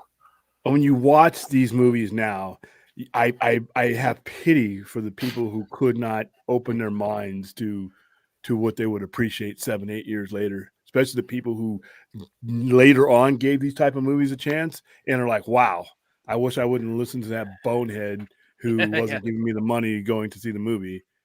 Okay, Fourth, so, are you still with us? What do you think about this scene? Am I overstating that it's the best scene in the movie? Yeah, it's Ruth, it's one of them. It's definitely up there. And the only thing I don't like about this scene is in the comic they give him a hat. They give him a goofy hat with a nuclear thing on it, and he's like, they try to give me some symbol, but I told if I'm going to have a symbol, it's going to be one I respect, and that's when he draws it on his head. It puts the hydrogen atom on. And Ruth, what you saw him do there with the tank, that's what we're saying about his powers, or what he's about to do with these people here. Ruth, this book that Hollis Mason, Night Owl is holding. Look at all that blood fly. Your little. He's got pants on now, at least. He's got the V thing on, the V underwear. Yeah, the M. It's actually an M. M. Manhattan. Right. For as bloody as it is, every time he blows somebody up, I always kind of chuckle because it leaves the pattern of the blood kind of like leaves like this human. It's like it's almost like the chalk around a dead body.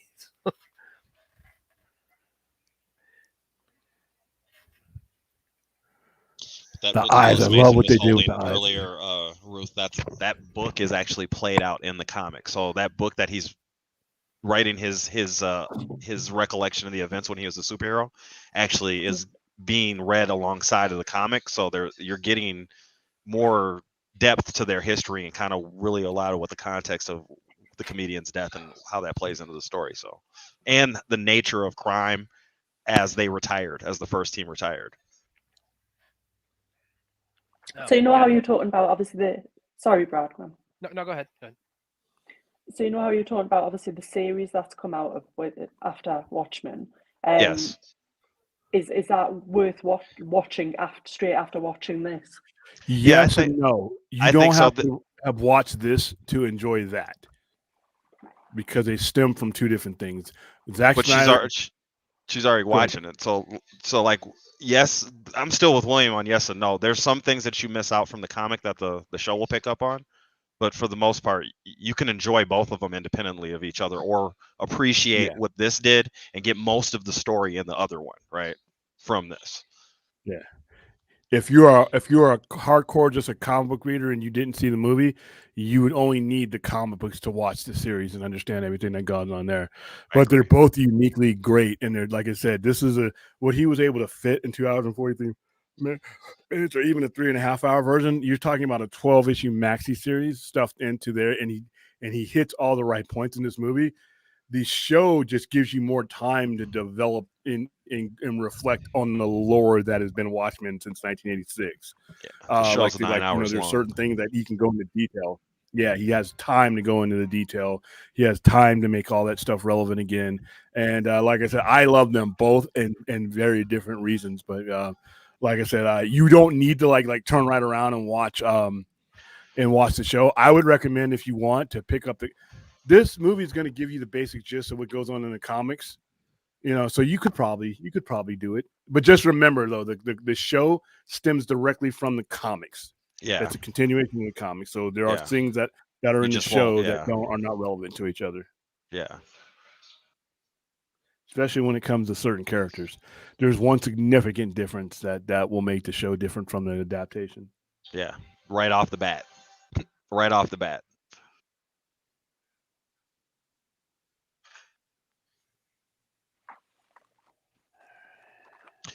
Do you happen to read comic books or graphic novels, Ruth? No, not really. I mean, I'll be honest with you. I tend to like sort of it's more kind of like horror novels, you know, sort of Stephen King and things like that. Okay. Okay. Hey, excuse me, was that a no to that? I don't read comic books. I'm Oh man, I really liked her, Brad. I could kind of say I loved Ruth, and I know how you felt about her. So to see her go like that is just He all kicks a abruptly. potential is customer quite, out you know, instead of tragic. trying to educate a potential customer on something new. I'm just gonna wipe the I'm I'm just gonna wipe the kidding. tear away from my eye. He'll do that every time I like mention Good Burger in like a positive term. Yeah, and there's no such thing as good burger in a positive term. Right there alone, it shouldn't have had to been me that kicked him out. The algorithm should have been good burger, good terms, gone. Dork Knight Yeah, see what I mean? has lost his mind. Pull that one up, Brad. Dork Knight. Okay. By the way, William, I just want to mention real quick. Good Burger is at least 10 times better than the movie we're watching right now. This guy is trying to get kicked Oh, out. you're going to be on the banned list, Brad. What is the Dark Knight saying? I'm gonna pull that up. Right. Oh, okay, here. Just imagine how much better watch. Oh, now if you had been in here, you would have gotten kicked out, man. And you wouldn't be coming back. Well, he wouldn't have been able to say that without that's bursting. He wouldn't have time been out able for to the night. finish that. He wouldn't have been able to finish his sentence without laughing and giving himself up as trolling. It sucks how Joss Whedon is. All the good work that Joss Whedon did do is just taken away from Justice League and the shit he did behind the scenes. Nobody even remembers what this guy was, a multi-Emmy winning franchise building guy. Nobody cares about that now. He's just Yeah, it's actually part of the reason why it's like I'm very, because I know I have friends, I have colleagues who are big Buffy fans and into everything he had done, and so that's one of the reasons why it's like I'm, in light of all that, I'm actually pretty grateful my fandom, quote unquote, of him kind of begins and ends with Avengers. Like I said, and Avengers is top notch. Avengers was probably one of my favorite comic book movies of all time. Especially the theatrical experience, going to see the Avengers with a bunch of crazy people dressed up, a bunch of grown ass men wearing like 10-year-olds costumes. Yeah. It was hilarious. Seeing Thanos at the end of the movie and the teaser. That I will never forget the explosion in that auditorium when because we all when he said the court to go against them is the court death. As soon as he said that, I was like, are they really going to do it? And when like 0.5 seconds, he turned around and it's him. He turns around and grins at the camera. Yeah, like, because you only hear that kind of term when you're talking to him, and then you instantly recognized who he was. Some of the people in the crowd were like, "Who was this?" But they were drowned out because we were like, "Holy shit!" Because that kind of moment wasn't happening in a comic book. Well, I mean, the other big moment as far as like cheers, of course, is when the Hulk, and his Loki's little encounter with him, and then of course everybody. Yeah. I'm a god. You will treat me with it. And he just slams his shit out of him. That's hilarious. I'd ask when the Hulk was still good, huh? I remember asking people, it's like as funny as that was, and part of me wondered, like, would it have been any funnier if the Hulk like let Loki give like this really long, impassioned villain speech, Jackson speech, and he's like, well, gee, when you put it like that, I'm just gonna slam you around. Yeah, I thought that scene was great, and like I said, the whole team when they finally get together and they do that pan around shot. Yeah. Now it's all Joss Whedon. So like I said, and of course, go on to screw up a Justice League movie. It was cool how they went back to that later on. That was cool how they did that. And then they finally, after all these years, said Avengers Assemble when he kind of, because there was no Avengers, because the name Avengers actually comes up in the movies that we may not be able to save the Earth, but we can damn sure avenge it. And that was kind of where the name came from. And then the Avengers Initiative, which is like they did in the Joss butting his way into another Zack Snyder movie tonight. like I said, he did not hire himself for that movie. I got to give him some. He did a Avengers Assemble scene in the beginning of Avengers 2, but he didn't even say Avengers Assemble. That was a total Avengers Assemble type scene right there in the beginning. I actually thought it was kind of cool they saved the line until. You know what that the scene's a payoff finale of, right, Brad? Yeah. Ooh. Oh, that guy just got it. Yeah, right between the eyes. She got shot like James Gunn's wife on on Oh, Guardians come 3. on, man. When she got shot in the leg. Remember when she got shot in the leg when they're on? Yeah. And of course, Ruth is she's just taking on like, oh, bloody carnage. And when you look at Ruth, you don't think that. You don't think bloody carnage. You don't think. You think that this is somebody, if you showed some blood, fake blood to, she's gonna be like, ew, get that away from me. But then when you hear her talk, she's like, I mean, she's like, she may be a female Dexter or something. Look at that up there.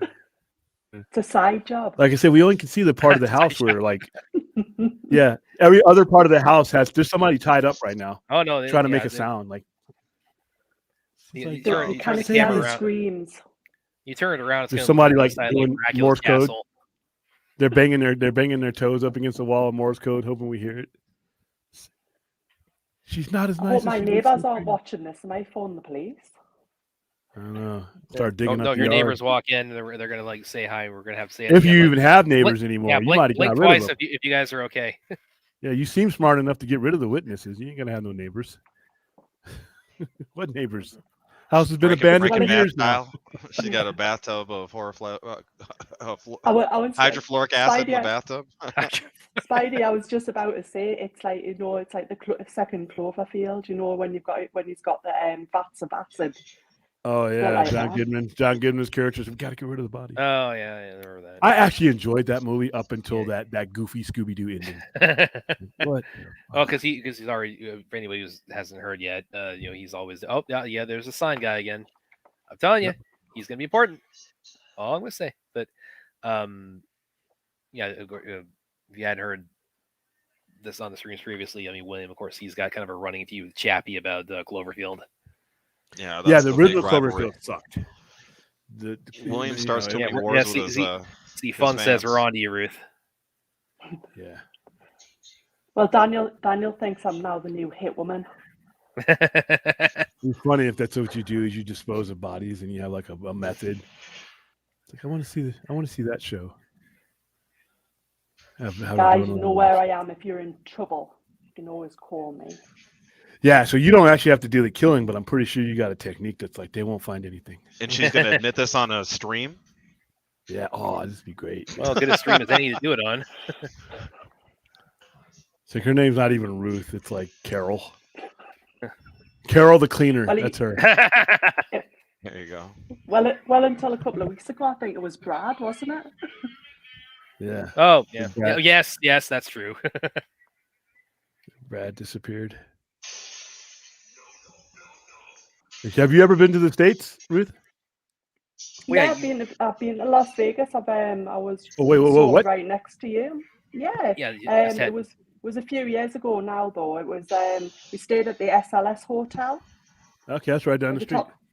Yeah. So we went up to Fremont Street and we went to see Penn and Teller, and we were there for a couple of weeks. It was really, really good.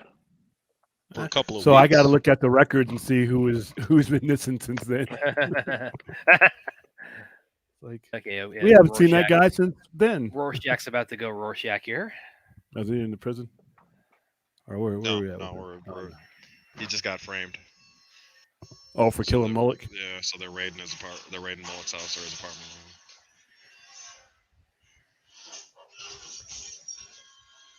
Okay, I'm right at it. Okay, I'm caught up. Poor Mullock. I mean, not poor Mullock, but still. He's already dying and he has to deal with that. Oh, the Rorschach is like, yeah, fire. That was a cool scene. That's one of the scenes they used. So, dude, this was probably one of DC's best trailers. And you got it when you bought The Matrix or you bought a Warner Brothers movie. I forgot which movie I was watching. Did William just bring up The Matrix? Yeah, it was The Matrix Revolution. When you bought it, when they re-released it again, because the trailer came out like in 2007 or something. Okay, like here that. we go. Well, I was just Rorschach thinking when you taking on said that, I was just thinking about the scene on Matrix 1 that kind of resembles this. Oh yeah, You know what I'm saying? But The yeah, stairway with the cops and everything. yeah, the trailer. Yeah, when he's coming Okay. down the end, and then when you watch the they use Smashing Pumpkins song, the end of the beginning, the one they use in Batman, but they slow it down. I told you. Sign guy, I told you.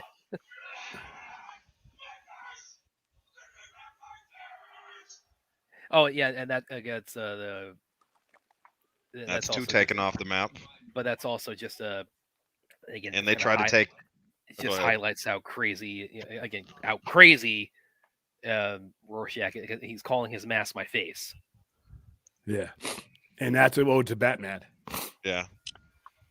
Because Batman. Bruce Wayne is the mask carries that Batman mask. is. Yeah. Bruce is the mask. Guys, this gentleman who obviously we're watching now, he was the new Freddy Krueger as well. Yeah, yeah. And he was and he was in RoboCop, the new remake one they made. Yeah. I He's didn't the like that villain. one, but he was bad in it. I don't think anybody liked it, but I just said he was in it. Nobody wants to see a PG-13 RoboCop. Yeah. Walter Kovac. As he says in the movie, I wouldn't buy that for $1.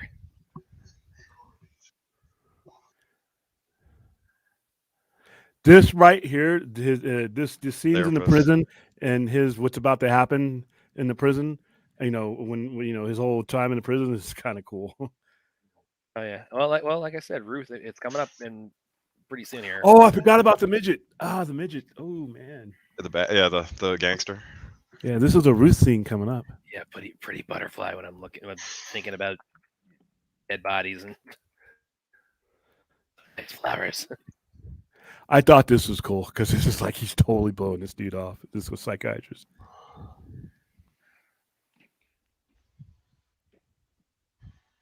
Because remember, his mother, he hates everything because his mother was a prostitute. That's Zack's son right there. That's Zack Snyder's son. That's Eli Snyder.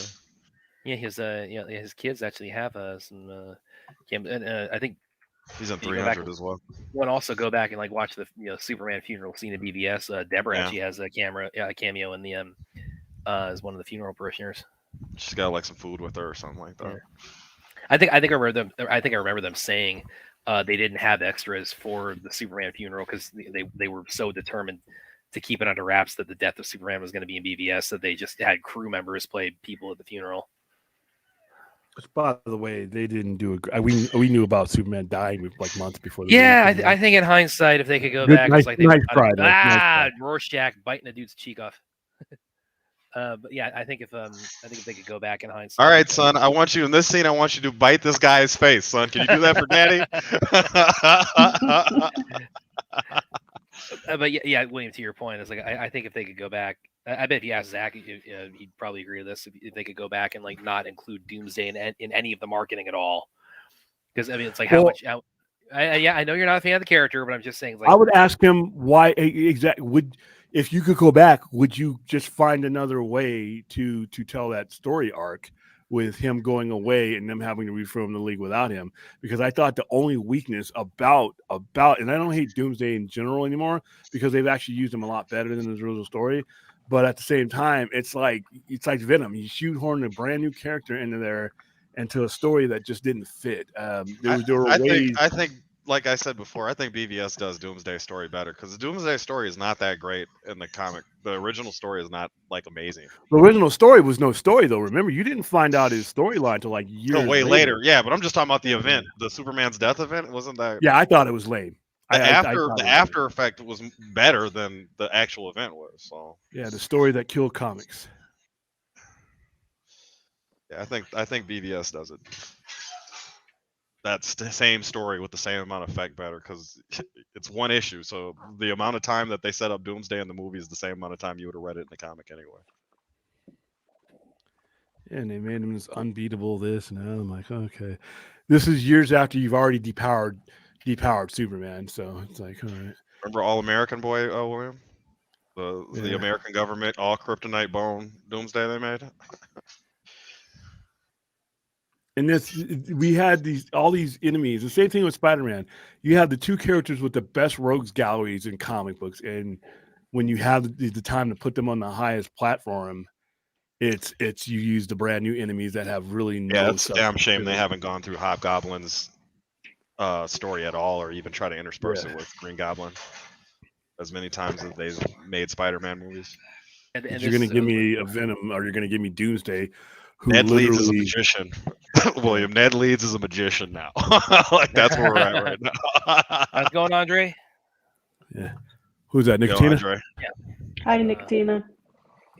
One, and this is we were talking about Doomsday, everything William said there with Doomsday and Venom and all those guys. This is kind of where we slightly part ways on our villain taste, because I tend to really be big fans of those, like the Doomsdays, the Venoms, the Banes, because that's just something I always enjoy seeing is when they introduce the villain who I don't hate specifically Venom. as like the killer or the one who can like really, where it's like you're the most concerned, like the hero is going to meet their end or is going to be severely harmed, at the hands of this villain.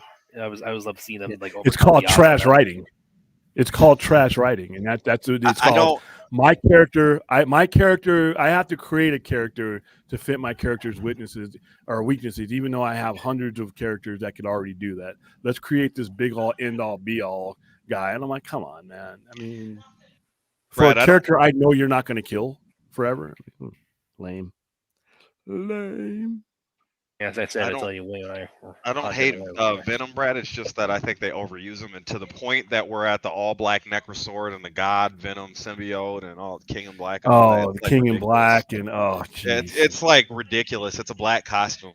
You know what I'm saying? And now it's like the God. I can eat a Celestial now. I mean, what the? Yeah. So it's like, I don't hate Venom though. I do like him as a Venom or enemy to Spider-Man. I just don't think they should use him as much. I like some of the ideas they had, like Agent Venom was awesome with Flash Thompson. I like Scorpion Venom when they did that little story. It's cool, interesting thing because it's a costume. You know what I'm saying? So you can move it around. But... Another great Rorschach moment of insanity here. We got. He deserved that, mind you, Brad. Second. There you go, Ruth. Shopping him. He deserved that. He really did. I'm telling you, the big one though. It's like we're getting there. It's coming up. Larry, I got you. Give me a second here. For a second, on HBO Max, we are negative 111 on the nose. Negative 111 on the nose. Fun actually slightly spoiled when I'm talking about Ruth, so I'm gonna pull up his comment when we get to that part because it's very relevant to that. But let's leave it at that. Don't anybody spoil it for Ruth until we get there. Oh, hey, you're the only person. Oh, here we are. We're there. You're the only person that spoils stuff. but don't read off the comments. Is what I'm saying. Okay, here we are. It's coming up. Ruth is gonna love it. I mean, I loved it in the theater for first time seeing it. What kind of models are you looking for? Like, I'm starting to here we go. Like the model put together models or any type of plastic models. No, I'm trying to get more models right now. That's a hard.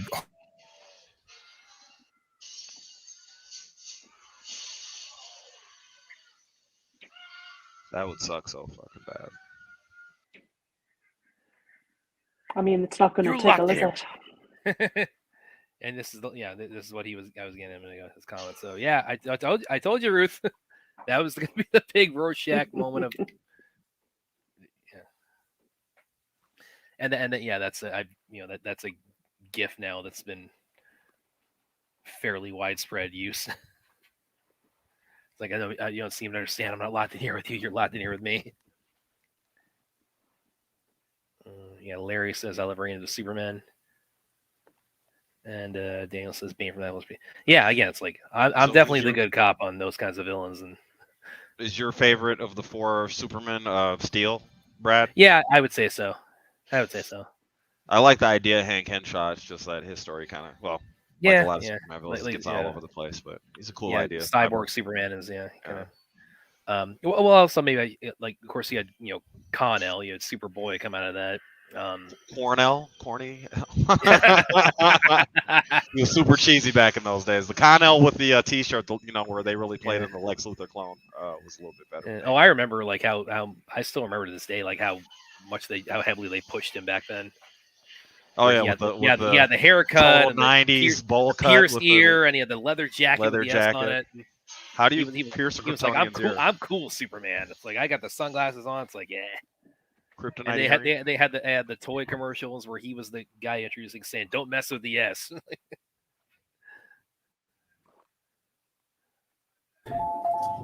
So nobody likes the Eradicator, I take it. He's okay. Eradicator sucks. He was actually well. They implement the Eradicator actually pretty well. I thought in a Superman and Lois season 1. Oh, I never seen that show Yeah. yet. They like implement like with Steel and with the Eradicator, and I guess now with what they're doing with Doomsday, it's like they implement like different elements of Death of Superman. And, Why can't we? What is the gravitational pull of that fucking storyline, though? It's like everybody who picks up the red S, we got to do that. No, we don't. They shouldn't have done it in the comics. We don't have to listen. The next person who did, James Gunn, dude. He's not going to do Death of Superman. I find that highly unlikely. Not just James Gunn. Everybody for the next 1,000 years. Let's not do that story ever again. There are other, believe it or not. Hold on. Wait a minute. I'm going to show you guys something here. All right. Spoiler alert. There are other Superman stories. I know this is going to be a shocker. He's been around 80 years. He's on over 1,000 issues of storytelling. I know no one's going to believe me, but I have it on good word that you can tell a story without the fucking Doomsday, and that's the Superman story again. What is it with that story? And I'm like, why don't you guys take a look at what it did for comics? It did wonders for comics in the 90s. Ooh. What is it with that story that people just can't get away? And it's not even a good story. I don't disagree with you, William, but people only know like 4 Superman villains. And like people who don't know comics know like 4 Superman villains. They know Doomsday, Lex Luthor, Darkseid, who's not even really a Superman, he's everybody villain, and Brainiac. The only Brainiac I got that was any good was a canceled show, but nobody with any big bucks has ever done Brainiac with Doomsday. I'm with you. I'm with you. Krypton found the way. Oh, we gotta get Doomsday in here somehow, some way. We gotta screw up the story and create some bullshit way. Here, gotta get Doomsday in there. I'm like, why? You remember how stupid New 52 was with Superman? That every villain that he had basically was him. Was basically everybody had his powers that he fought or something similar. Yeah. And then they did that. His version of Doomsday was a Doomsday virus that took him over, which was stupid.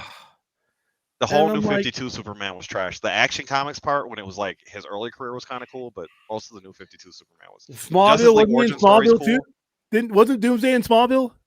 Yep.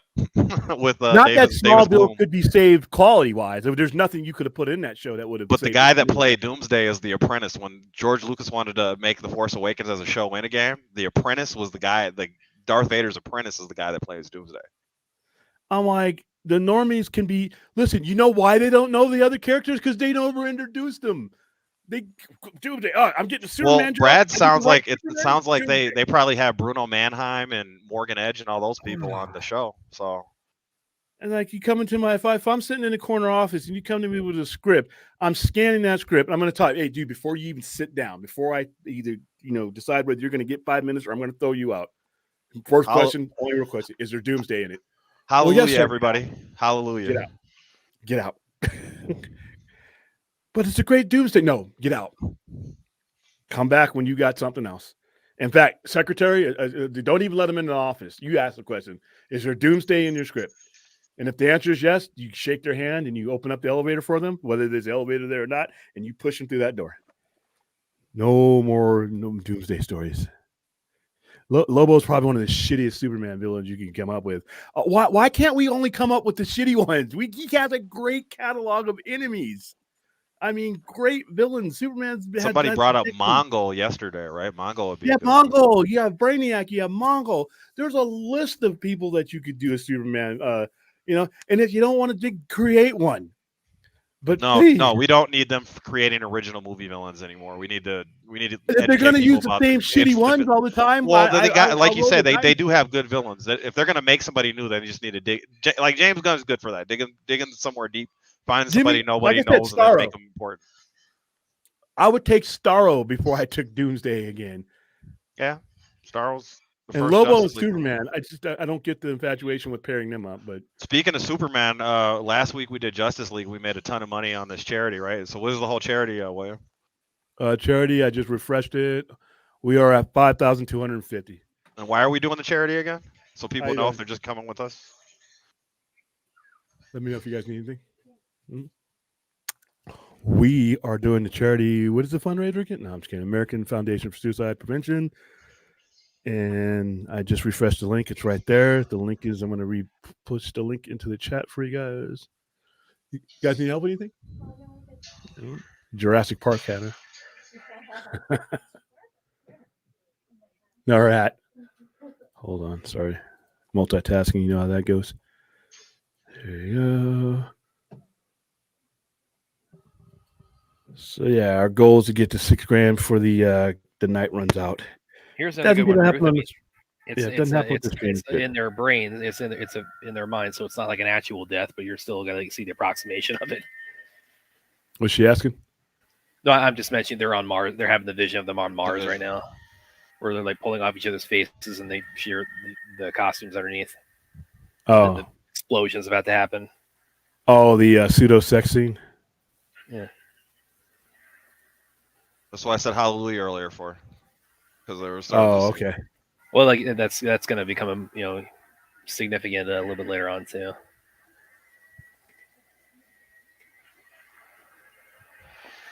Atticus Noble shot one of his ship's cannons down next to him.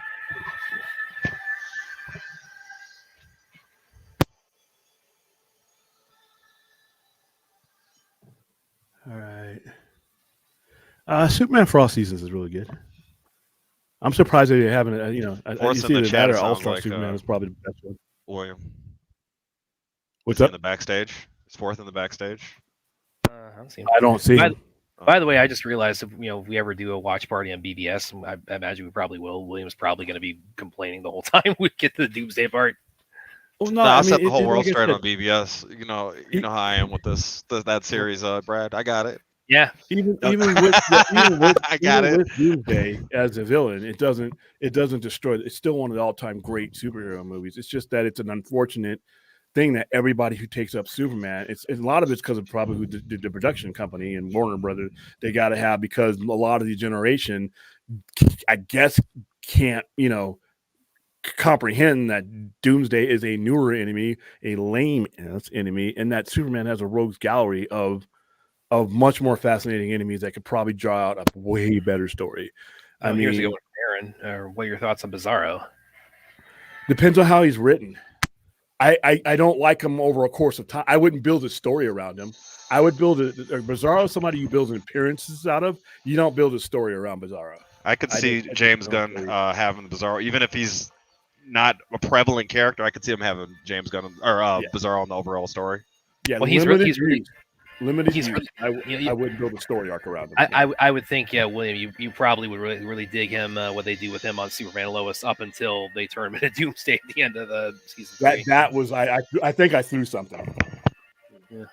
Okay, now where they're taking off in the ship to have some fun. It's called Archie. Yeah. Brad, because Fort's obviously waiting to come on, I'll jump off just because obviously William's got his the fundraising screen on. Yeah. And I'll just keep on with you guys in the chat. Let Fort jump on in my place. No, I can put him on. You just have to. You sure? Hold on. Yeah. Forth, hold on. I'll get you in a second. Don't worry, Ruth. We could easily kick William out, so you do not have to worry about. No, I think you can have like up to 10 people on at once.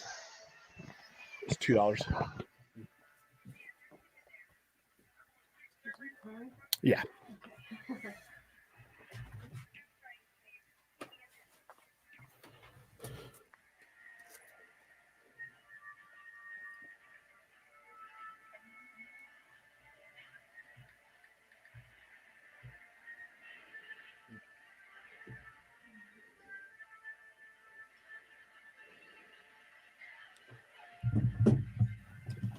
This is going to put a pep back in Dan's step. Yes. Oh, Yeah, he Daniel finally says Rudy stays, William goes. So, He's feeling the rush of it all over again.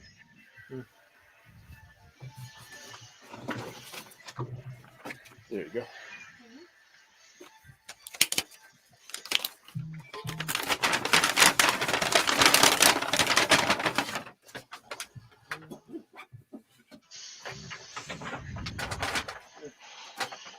You have a nice day. No problem.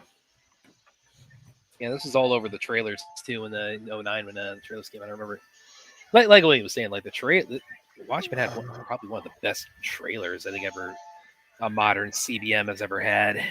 So, Hold William, on, Forrest. I gotta find. Yeah. when we were just talking a second ago, do you think BVS is the best comic book movie? No. What do you think the best comic book movie is? This? This is my favorite Zack Snyder movie. Yeah. You think That's a Infinity tough War one, is better? dude, Do you because- think Infinity War is better No, than I think BVS? Infinity War was good. I have to, if I'm objectively speaking, I'm trying Yeah. to find Forrest. Winter Soldier? If I'm- You think Winter Soldier is better than BVS? No, I'm gonna have to say the first Avengers movie Okay. overall Okay. because of so many elements that are in it. That what went they right. pulled off Everything in went that right to movie- get it going. I'll give you that. I'll give you that. Well, and it's articulated. All right, Forrest, check your Instagram message. There you go. All right. I'm gonna say I always say Avengers 2012 because of what they were Hallelujah trying to again, do. Spider-Man. Yeah. I'm listening, What's William. up? You just wanna- It pulls together so much stuff, and the pacing in that movie is perfect. All the right people are casted. I mean, everybody who's in that role, it belongs in that role. There's no miscastings in that role. And the story is a quick moving story. And at the time, and I have to put that in context to it, at the time, because I put X-Men, the original X-Men movies as Fox, higher than some of anything else MCU's ever done because of the time it was released. It changed the game as far as being able to make movies like that. Before Avengers, those type of movies, those composition movies, build-up movies weren't happening that way. And it was a good movie. I mean, it was iconic. I mean, there was just so many iconic moments in that movie. So for a lot of reasons, now there are better movies out there, quality-wise, of course. But as far as what that movie meant and how it still holds a little bit, I would have to say that one. So if you take it out of that context and you bring it say 50 years in the future, right? And you're doing what you do right now, but you're looking back, I said 50 years, and I get that it's hard to erase that context. Do you think there are better movies than that? Because I just heard you say there are better quality movies, but do you think those movies are better overall? It doesn't matter what movie it is. It all depends. I mean, I'd have to see the actual movies, but right now we're No, I'm talking. not saying. I'm saying yeah. if we take all the movies that have been out in the last, say, 20 years, right? But we remove all the context of them coming out and previews and when just watch them on a standalone basis. That's what I'm asking. I You still can't feel do that's that. the best comic book Yeah. movie in that sense? It's hard for me to do that because of the fact that it's if you look at it from where it was and you just watch it on its own, Mhm. it depends on what your tastes are too, as far as accuracy and everything else goes. I mean, as far as the look and feel of the movie at the time, what you had available, like I the think- Batman is a higher quality movie than any other, about 30 to 40% of all of MCU. But there are certain MCU movies that change the game. Captain America: Civil War is not necessarily the best comic book movie ever made, but it's up there as far as being able to tell the story. I mean, the Avengers does a better job in telling a story in one movie than anything else MCU does. And that includes Iron Man. That includes any of the other things they do. It gets to the point really quick, and it gets it out there. And they've already told you the other stories, and the fact that that's a committed movie. It didn't matter how good or bad the build-up movies did to that, because Iron Man only made like 400-something million, and the other ones were average mace movies. That was the one that inadvertently established the $1 billion standard that Kevin Feige never cared about. Kevin Feige never cared about $1 billion standard, but like it the just way happened. the way I put everything William is saying is that like Zack Snyder's Justice League is the better movie, and I think I think it's probably going to have comparable like historical significance just because the circumstances with because of how the, it came 'cause of out, the folklore, but the Avengers, like, it laid the groundwork for something, for the kind of the crossovers and team ups that we hey, Fourth is in the What's chat. going on? Go forth. And without X-Men, without 2002 or 2000 X-Men, the first X-Men movie, you don't I understand all that, William, but again, one day it's going to be the same conversation going on with none of the context. So I'm just curious if you could put yourself in But that see, you would mindset. have to. I can't answer that for you because you would have to ask someone who didn't see it within that context. For sure. I would be lying to you to tell you that, okay, well, let me separate it from the other movies because that's not how I experienced it. Somebody else in retrospect could. I won't be able to answer that fairly or without making some shit up. You know what I mean? Sorry, man. By the way, Ruth, I was gonna just ask, say, Ruth, what did you think about all that just happened in the last 5 minutes? They all deserved it. That's all. Wow, I'm pretty sure that is not the first time she said that. Yeah, Ruth she's hacking. She's enjoying. I was about to ask when they had. She's putting people in the tubs limb by limb. She's saying exactly they all deserved it in that accent too. That's how. But I was going to ask her when they were in the ship because of course there's been Hallelujah again as Spider-Man was alluding to, and I remember when the Zack Snyder Justice League trailer dropped. Patrick Wilson, he put it on Twitter. He said, "Oh, I remember that song," and he was alluding to that. But Rorschach getting his face back here. But I was kind of curious with because it's from this movie and then it was played in the ZSGL trailer and it's over the credits. So I was kind of wondering, like, where did you like with the whole Snyder Cut story, like how closely did you follow that at the time, or like where did you kind of like enter that of seeing that come about, or like what was kind of your experience with it? To be honest with you, I mean, obviously, I've always followed the DC and Marvel. I've never really got into it as much as I have, and it's mainly been because of you guys, to be honest. Okay. No, glad we did all that. We did our job is we accomplished that mission. And by the way, Ruth, I'm sure is loving these guys getting kicked in the face here in the prison fight scene. And I like my continuity, right, Brad? Yes. You know the prison scene? Yeah. We get good continuity in this fight. And her hair is perfect. Her hair is perfectly permed every time she throws a kick. They just broke into the prison. They just broke in the prison. They're fighting out? down no, they're in the hallway right now fighting. Oh. I'll give you a negative timestamp in a second. Just give me 1 second. I'm at negative 50, 55, negative 50, 53, negative 50, 52. Okay. Yeah. I'm close. 51-40. All right. That's Samantha Wynn's ex-husband, ain't it, Brad? The main stuntman right there in that scene. The lead. He's her husband? The guy that was in the Batman warehouse scene that stabbed Batman and got stabbed in the end. That's Samantha Wynn's ex-husband. But that was him right there, wasn't it? I forget his name. She originally left him for me, so. Yeah, in your dreams, dude. In your dreams. But then Cyborg came along and snatched him up. Why you got poor Ruth's face all full screen? Yeah, that was William. Not because they put you on. We put you on, so we had to counteract everything. It's balance, right? Yeah. You said you never seen Infinity War, huh? Who would you rather look at? This or this? He likes to look at that. He likes it. I mean, are you asking me? I don't leave the mirror for like 20 minutes. Oh, you fucking cat. My cat gave you instantaneous karma. Yeah. Also, he jumped off the counter and landed on the charging cord that's like strung from the counter to the table. Yeah, he heard your that's mirror talking. talking. That's your cat too, dude. All right, I'll see you later, Larry. All right, Larry. Larry's taking off? All right, bye, Larry. See you, Larry. I can hear fourth ratings in liquor cabinet. Oh, yeah. I got that one. Yeah. I put this movie at number 2 as my favorite Zack Snyder movies. behind What's Dawn of the number Dead? one? behind BVS. Oh, okay. I thought you were. There's a Dawn of lot the of people I know that have BVS number one. I don't blame them. I had a much more religious experience with BVS, but Watchmen is definitely a close number 2. I think Watchmen is definitely like the blueprint for BVS. A lot of breadcrumbs are in there for sure. Yeah, like you don't get BVS without Zack Snyder's love for Watchmen. For sure. Yeah, that's one thing that jumped out at me first time I saw BBS. It's like, yeah, this is he's like taking like the Watchmen template and applying it to the Trinity.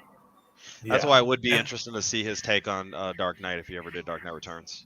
If he did it. Yeah. And both these movies, this and BVS, have like just like some of my favorite like scenes where they're just the characters are talking, interacting with each other. Which Forgot just she makes can't breathe on BVS Mars. stand out. You're at Mars? Okay. He's like, forgive me. Yeah, he's like, forgive me. I forgot humans can't breathe on Mars. I got to create a little vortex for us to breathe in. This scene right here is classic cinema right here. I love it. Just the whole. Yeah. It's you. Only you. Oh, sorry, Ruth.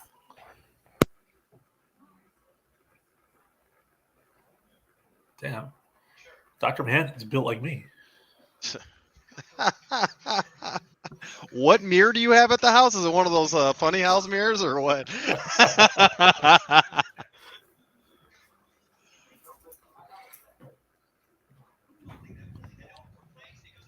Best Rorschach in all moment. It's one of the best scenes right here. Like a lot of my favorite scenes in these movies aren't really the action stuff. Those are great, but like the interaction character stuff.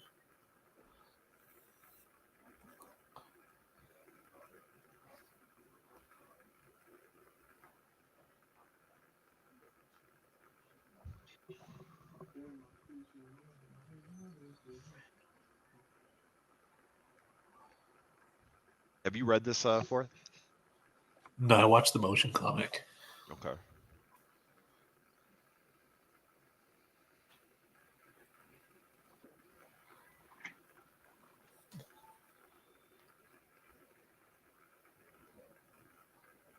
So do we agree that Patrick Wilson probably had the biggest come up off of this movie as far as the actors? It's weird because some people knew who Patrick Wilson was before this movie. This was my introduction to him. Same here.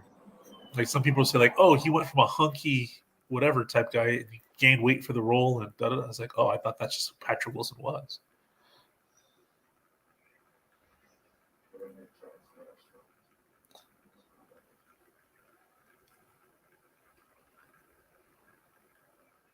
Are you guys in the bar scene? We are.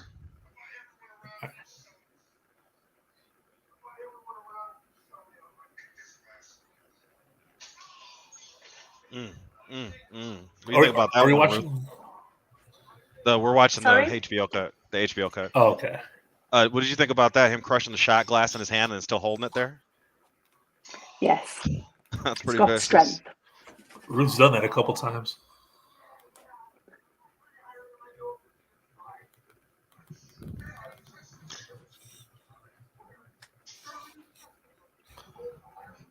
I love the way how his masks changed, and he obviously was going to see his therapist.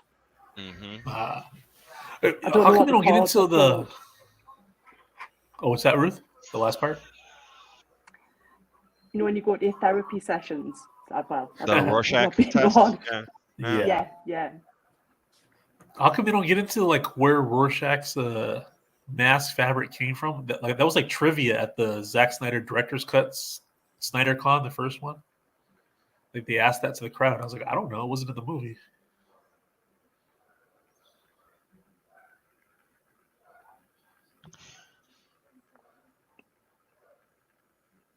I don't think it gives the impression that it moves in the book, if I'm not mistaken. Though I think it's always the same. No, it changes. It does. Yeah, I'm pretty sure it changes in the comics. I mean, he has one particular type of pattern, but if you want, That's one what I of was them like thinking. a face, a cat face, yeah, he actually. You're gonna make me want to read this again, Wayne. I should be reading it like once a year at least, man. It's been a minute.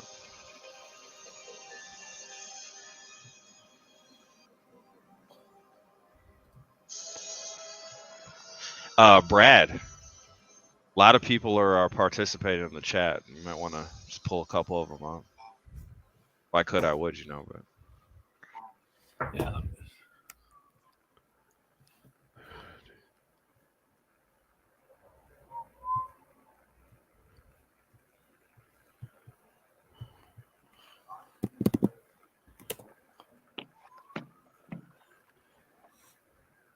Who's Ruby Rose?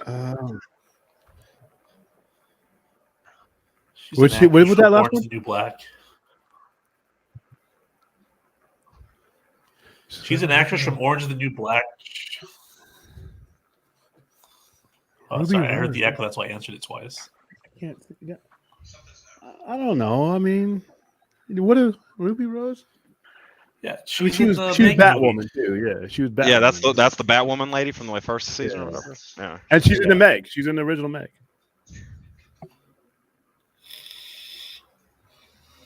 No, Dr. Manhattan's is justified because he actually can see the answers to the questions everyone had. Reed Richards was just egotistical, but he had a lot of schooling and a lot of And he solves a lot of problems too, Yeah, so his ego is built on his accomplishments, whereas Dr. Manhattan actually knows. He doesn't have a lot of questions that he can't answer. Yeah, he's omnipotent, But, nearly yeah. omnipotent. if you Who has an icon on their who has their porn icon on their home screen of their computer at work? Where did that come What are from? you talking about? Ozymandias has a file on his keyboard that just says "boys." Oh, I'm like, what are you?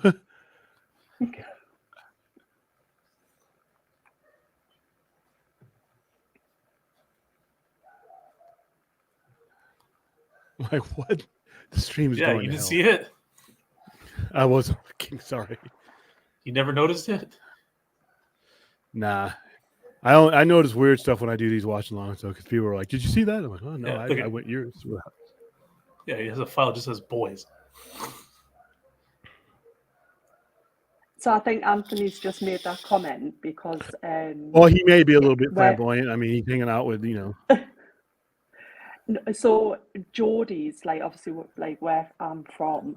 There's a show called Geordie Show, and there's a big massive strip in Newcastle where there's probably I would say about 35 bars, and it is like crazy nightlife. Like everybody goes out nearly every night of the week.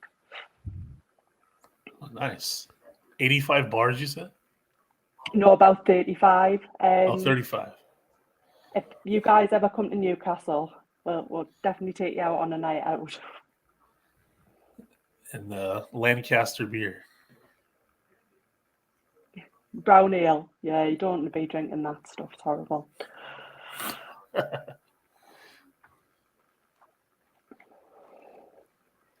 Oh, I just answered it, Anthony.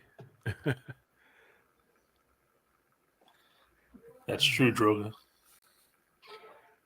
Modern day Vicky. I mean- Damn, they're comparing you. They're Ozymandias. comparing you to everybody, Ruth. what did you say, Fourth? Oh, well, I mean, if there's one more comparison, I'd say Adele. But no, Rorschach does party with the village people in the beginning of the movie. That's right. No, not Vastus. Rorschach. Ozymandias. Oh, not Rorschach, Ozymandias. Yeah, Rorschach is not Rorschach. partying with those people. Yeah, he ain't partying. He might with be killing those people, but he might not be partying with them. You're all a bunch of freaks. So in the comic, Ruth, there's a lot more to what he's doing right here. This is kind of where some of the alterations are made, but this is a very built-up story in the comic of what's going on. I love that tiger right there we just saw a minute ago. Ubastis, yep, that's his Yeah. that's his genetically altered lynx or tiger. In the comic, it says genetically altered. Yeah, he did it himself. He's a genius. He's like Batman, or with as far as like his resources and all that goes. Well, look at that tiger. Doesn't it look, like a non-average tiger? Yeah, it's a Well, purple. I know it looks not average, but I just thought this movie's kind of universe was just ununderstandable like that. I was like, the hell is that?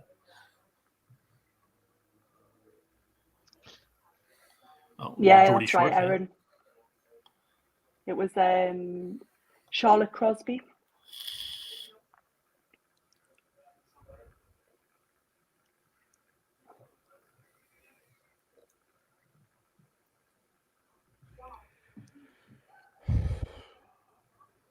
Yeah, freaking a little shaky, but Malin Ackerman kind of holds this scene together. She almost ruins it, but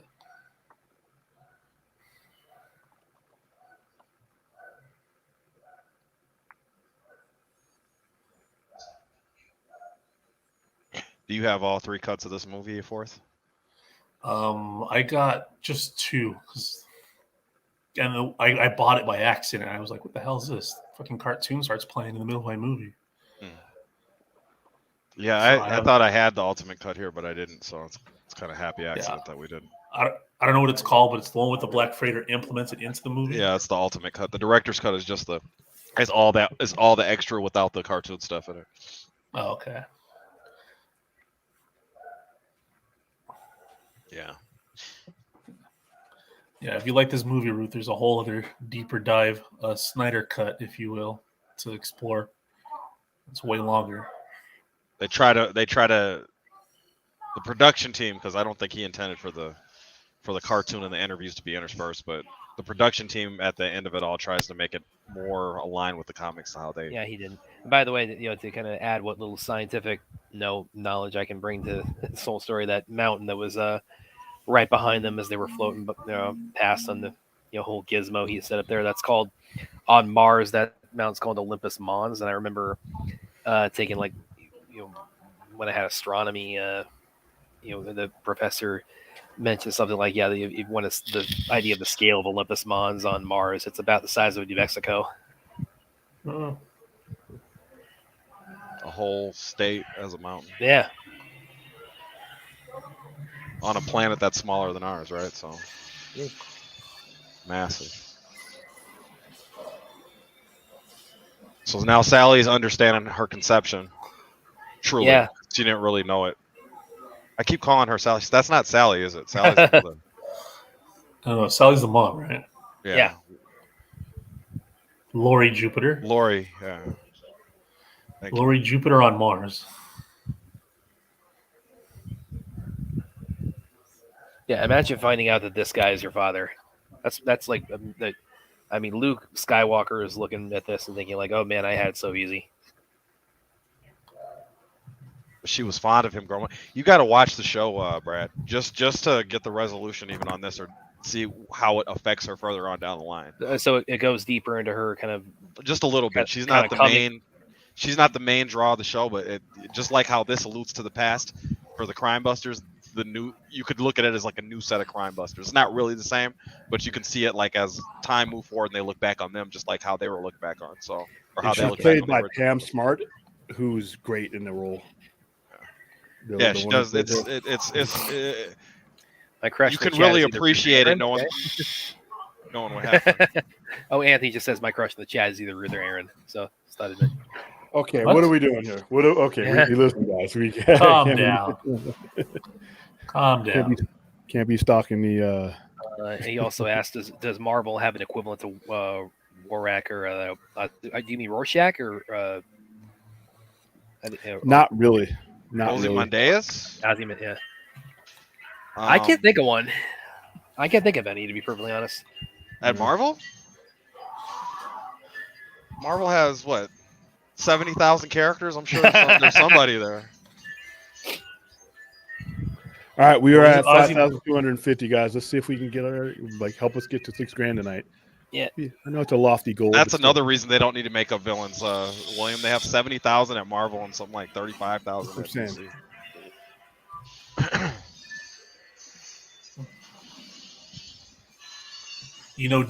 Gunn's gonna give us Danny the Street, right? Yeah, we're gonna get all types of that, but if the movie's good, we'll see what happens. Jersey Shore. That's an awkward angle. I will totally give you his Adam Warlock was that looked terrible. Adam Warlock's flight looked terrible. Oh, Droga's on something here. Spider-Man's kind of similar to Rorschach. They both wear masks. I never made that connection before. This guy Drogo's like one of the top tier minds in the chat. I'm liking it. Anthony also asked, did Zack release an unrated cut for Watchmen when it showed certain things that you can see on television or the standard? Well, I'm not quite sure you're asking there, Anthony. Is there a TV cut? Is that what you're asking? Yeah, I'm sure for what you call it, for TNT, they probably got a cut. It's on the DVD itself. The ultimate cut is on its own DVD, so you just go get that. This Miracle's dialogue is great. Hold on. Hold on one second. Okay. I'll go back there with Droga.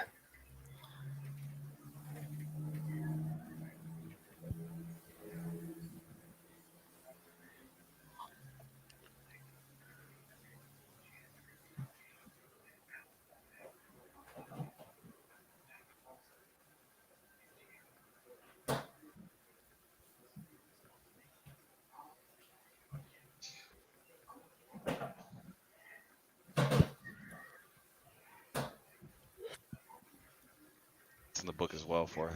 Yeah. This whole dialogue.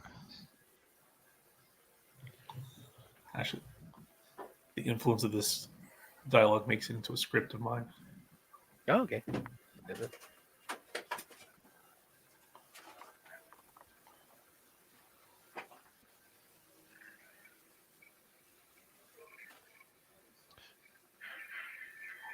They let him make this movie because 300 did so well. Yeah. We wouldn't have had this movie. Yeah. There we go. Yeah. Smiley face on Mars. Would you say that Snyder's carte blanche started though with Sucker Punch? How does Sucker Punch get made over this movie? This movie was Sucker Punch came out 2 years after this, though. Oh, it was after. Okay. Yeah. It came out in And when 2011. Sucker Punch came out, when we promoted Sucker Punch, in retrospect, people revise their history of how much they just ate Sucker Punch. It was a very popular movie at the time. It was a bomb, though, wasn't it? Huh? Not really. It bomb. wasn't that expensive to make. Hold on, let me look it up because I know they were pretty happy with the results of that movie. But then again, they were happy with Blade Runner 2049, and that was a bomb. I remember I came out of Sucker Punch like, fuck this movie. And then I came home, and then I saw Tarantino doing an interview, and he was like, fuck that movie.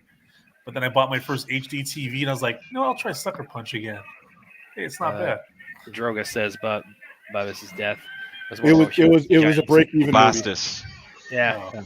Come on, Droga. It broke even, and then they didn't spend any money advertising it. We just got one screening, so it broke even.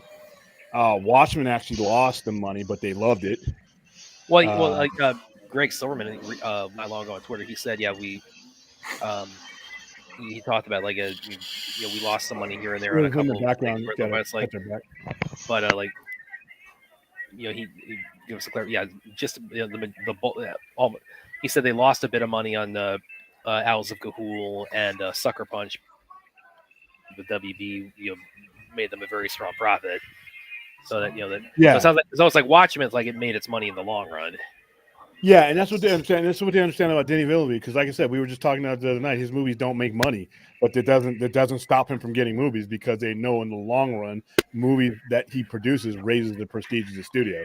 And Warner Brothers used to have a mindset about that, and they've gotten better lately. But for that 10-year period where you had the idiots in charge, they didn't have that kind of vision. But the guys who were running it, and like I said, they would, if your movie didn't do great, but it got them Oscar consideration, that rose the prestige of the studio and allowed them to get more financing.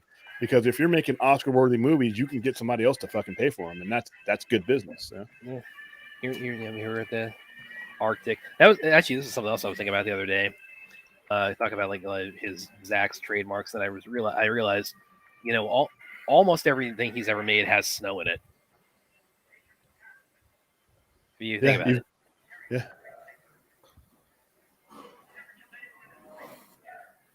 Jimi Hendrix got paid. He's dead. He's making more money than that in real life.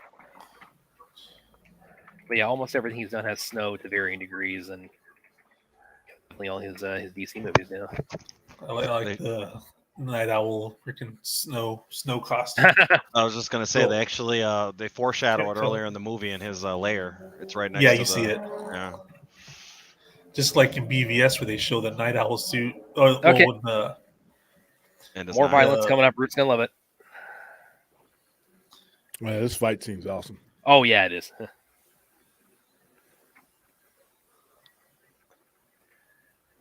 I love Ozymandias' explanation of it's one of the greatest explanations. They don't have to sit. Oh, it's so good, so good.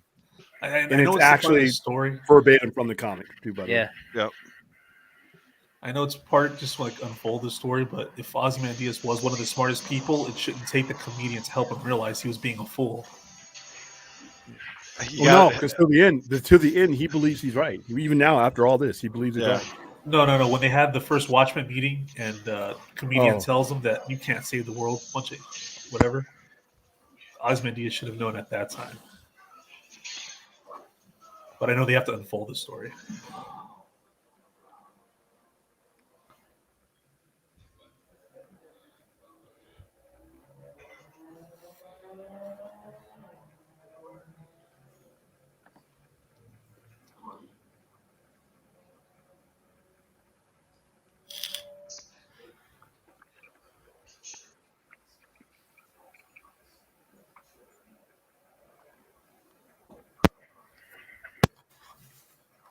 Mr. Solinsky. That hat is so important to him. Yeah. It was like Has the Aussie actor ever been in anything else? I was just he's been thinking about that earlier. Matthew. Because he's the only actor I've never seen do anything. He's pretty good in this movie too, you know. Yeah. Aaron Like says, "I get your music playing in the background there, and I love it." Like Jackie Earl Haley, he showed up in that Hypnotic movie. All right, Matthew Good. Not a lot of big stuff. So this is all the setup, Ruth. It's kind of like he's the one that gave her cancer to get rid of Dr. Manhattan. He's the one who's been getting rid of everybody so he can do what he needs to do. He's the man with the plan, is he? He's the man with the plan. His plan, he's going to say it. He's going to say it in a few seconds here. Yeah. He's the not star-spangled man with a plan. He's in The Crown. He's in The Discovery of Witches. He's been in Downton Abbey. A lot of his stuff has been. I always do that too. I always say Downton Abbey. Yeah, okay. That's good. He's working. He's really good here. I haven't seen that guy since Honey, I Shrunk the Kids and Dawn of the Dead. Yeah. I do enjoy the fight in this movie, Brad. Oh yeah. There's some pretty good technique on display, even if it's just for him and if it's just showing it as a setup, you know? Yeah. You can see everything going on. Yeah. I was going to say, Brad, do you feel like the American actors, when they learn martial arts, move too slow for your taste? Or it depends on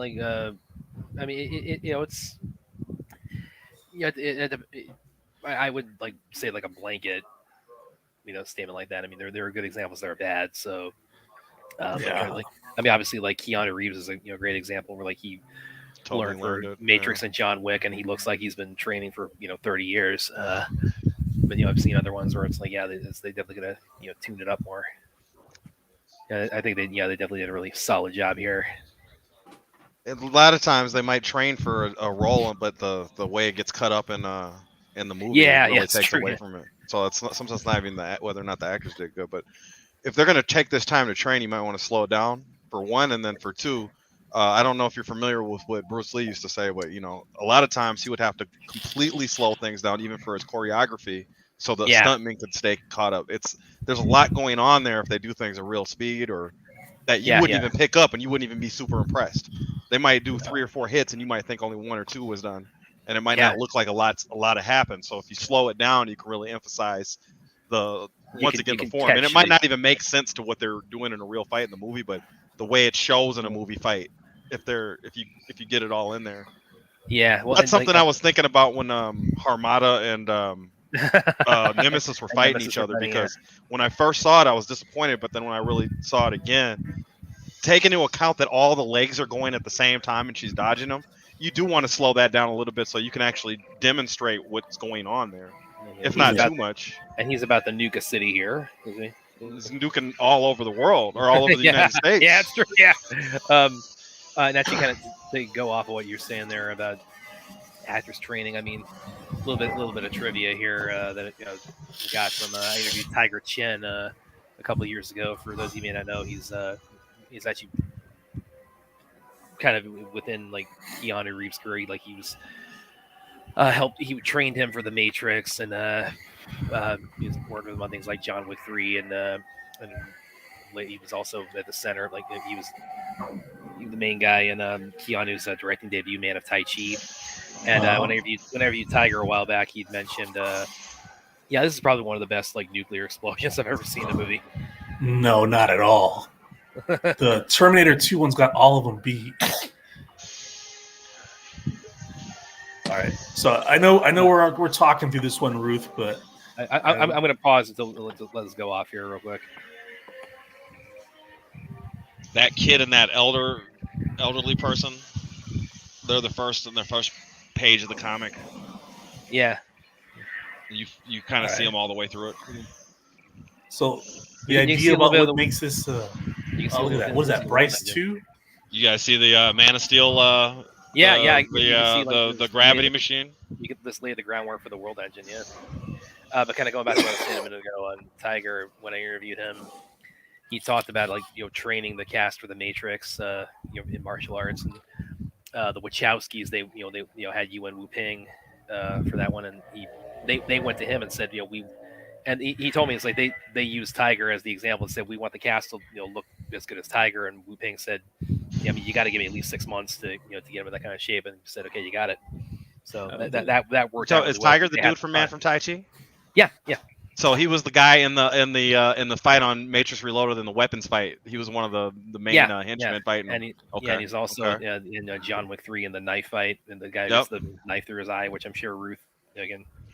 Also, I wanted to tell Ruth, because I know we're kind of like casually talking through this, but the idea here, Ruth, was a subversion of expectations in comic book lore. Normally, the good guys come in time to stop the bad guy. The bad guy talks about his master plan to destroy whatever the world, and the good guys have a chance to stop it. But by the time the bad guys get to his master plan, I already started it 30 minutes ago. He did 30 minutes before they even asked. Shit. I love that shit. And the energy signature is supposed to mimic Dr. Manhattan. So this is the change in the ending. This is about 1/3 of his actual plan. So he still needed Dr. Manhattan's energy signal, but there was other stuff going on. It was for the teleportation that they needed it. And by the way, what you were saying there about I initiated my plan 30 minutes earlier, and he's to add insult to injury, he's saying that to a guy who can teleport there instantly to stop the plan. Yeah, but it's because that energy signal, which is the reason why Dr. Manhattan couldn't. The tachyon, couldn't sense. Yep, exactly. So they were tachyons, yeah. Yep. Which are particles that move through space and time, which you call. And this aspect of it is in the comic. Like I said, it's about 1/3 of his plan is being played out from the book, and this part is. Anthony here says, Ruth, I hope I'm not mistaken where you're from in England. Are you from the same area that Ariel Blunt and Kate Blanchett are from? Say what? Oh, it's Anthony asked, I hope I'm not mistaking where you're from in England and where you're from the same area that Emily Blunt and Kate Blanchett come from. They come from actual London. I lost you guys for 2 seconds. Can you hear us all right? Yeah, you're good now. But yeah, Anthony says, I hope I'm not mistaken where you're from in England. Are you from the same area that Emily Blunt and Kate Blanchett are from? No, so I think they both come from more sort of southern England. I'm northern. Okay. Oh, we're ignorant Americans here. We were bad at geography. Now, once she told me, and you hear her accent, I'm thinking Scotland. You're about as close to Scotland as you could be and still be in England, right? That's right. Yeah. Yeah. What are you talking about? It's like Ruth's part where she's at. I mean, it's right next to it's right next to Spain, and that's right next to Turkey, and that's over there. That's right next to Egypt. So Brad's looking at the map right now. Yeah, and then in Egypt, of course, that's right next to Florida. Kudos to the stunt woman who took that kick and fly to the stairs. Yeah, it's true. Yeah. In his character introduction in the book, they explain how he figured based on his reflexes, reaction time, that he could anticipate a bullet coming. So that's I don't remember. I know they talk about it in this, but it's a direct callback to that. Yeah. Although, why is Dr. Manhattan BSing right here? He can just wave his hand and evaporate him. Why is he trying That's to what grab Comedian was talking about. That's exactly what the whole thing Comedian was talking about. He could have stopped all this shit from ever happening. I walked across the surface of the sun. You are just a man. The world's smartest man is no more threat to me than its smartest termite. I mean, that's a diss. I mean, that's a put down.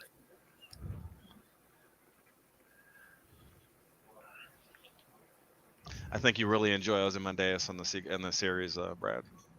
Yeah, well, and that's Jeremy Irons, who's Ozymandias, right? That's why I said that you'd enjoy it. I'd imagine so. Yeah, because I really love his Alfred. You haven't seen the series, Brad? No, yeah, because you've been telling me for about a week now to get on it. Hey, the people who made the raid did it. There you go. He's gonna watch it like right now that you put it that way, I got it. He's gonna disappear. There is that scene where Uko Uwais shows up. So.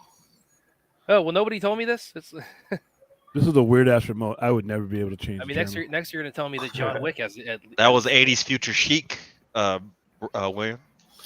That's what they thought the future was going to be in the '80s. Ozymandias was living at the tip of the tippity top. Right, guys, I'm sorry. I'm gonna have to drop. Okay. About to die, but I'll carry on watching, and I'll just go onto the chat. Okay. Sure thing. Thank you so much. Okay. Well, so one of your guests got out of his Ruth. bind. One of your guests got out of his handcuffs and stuff, huh? That's why you got to go. Okay. Got to go and catch them now. Thanks very much. Right, So I'll be back on the chat in 2 minutes. All right. Okay. Bye. See you later, Ruth. Bye, Ruth. Bye. Bye.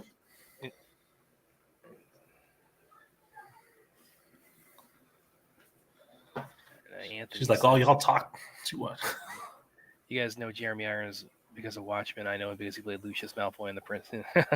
He was Scar on The Lion King. That's who I know. Yeah. First time Well, what was Simon Gruber? I know Jeremy Irons from a whole bunch of stuff. I know. Well, He was in the best Die Hard. Yeah. He was in the best Die Hard.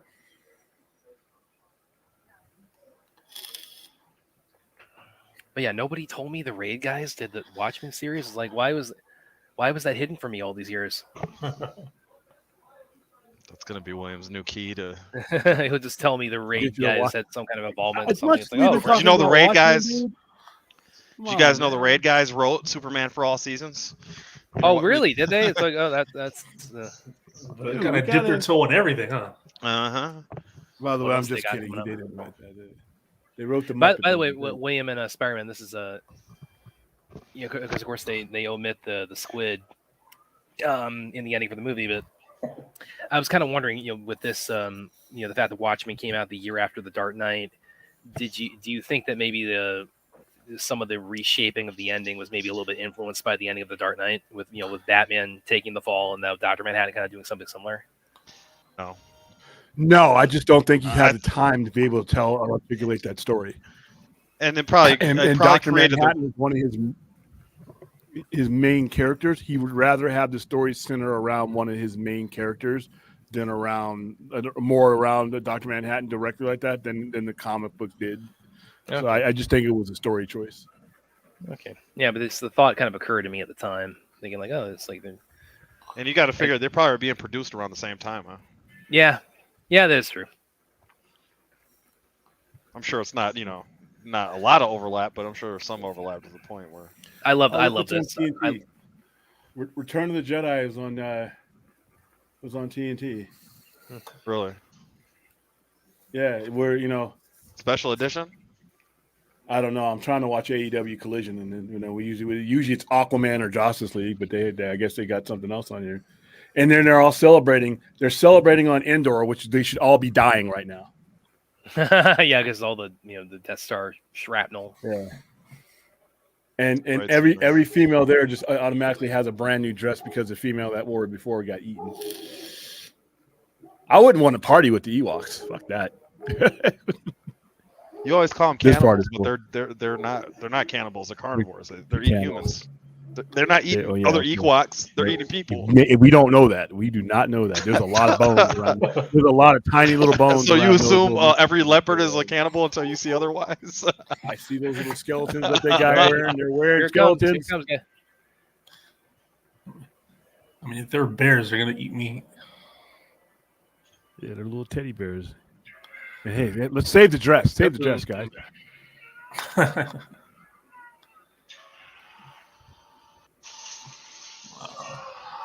There goes Jackie Earl Haley. Yeah, Patrick Wilson really sells this. Yeah, the loss of Rorschach. Yeah. Well, like I was saying earlier, it's like I still kind of laugh every time somebody gets blown up by Dr. Manhattan because it leaves again like that, almost like that Looney Tunes like outline of a human body and blood.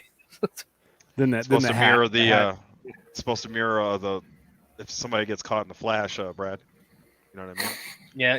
Yeah. If you get caught in the flash of a nuclear explosion and your shadow is there, yeah. That's the emulation that it leaves. Because he's an allegory for the bomb, right? Because we're in the Cold War. He is the bomb. Yeah.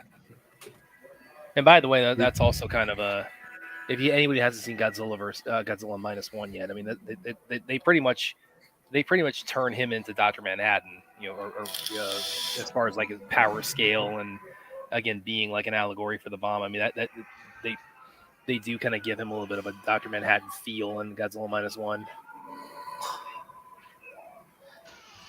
Patrick Wilson's awesome right here. Oh yeah.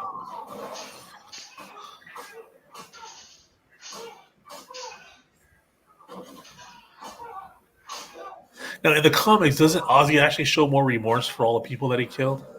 Yeah, he actually says, and I think he says it here too. He said, "I felt all 15 million deaths. I made myself feel all of them." But like I said, that's the coolest thing about him in the comics and here is you given where the world was at and about to be, he is right. He's technically right, and that's what Dr. Manhattan says without condoning or disapproving. I understand, But it all gets undone. Potentially it all gets undone, right? Okay. Yeah, no. Well, I won't spoil that for you. If you consider if you leave, well, not even even it's left as an open-ended ending to the book, right? They close it with the series, right? So as great as Ozymandias' plan is, Rorschach might have still outdone him, depending on. No comment. I'll just leave it there. I can't because I'm ruining. If you haven't seen the series, then I would be ruining it for you. Because that's answered immediately.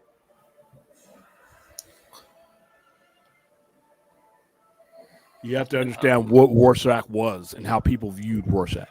Yeah, the show does understand that more than the movie gives off, I would say. The movie can give it off subtly, but the show with his followers, it really knocks or hits the home run on what the book was trying to portray with Rorschach. That's one thing I will say. I don't think that in this show that's an actual portrayal, or the people that follow Rorschach actually. No, but they do explain. His ideology is more attuned to their ideology. It's just that he is a good heart and he actually does heroics. But their ideology is not too far apart from one another. Yeah, there's no sense of justice with those people, but they explain to you why the letter he left and him explaining everything, why it didn't change anything.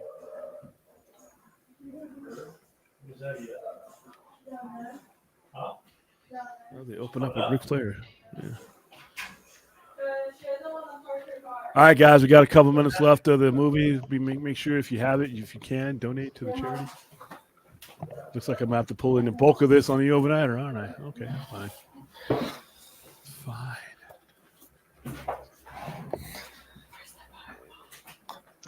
Timestamp is negative. On the table, on the bag. It's in the bag. Gosh, hold on. Both of these? Negative 9:57. Negative 9 minutes and 55 seconds.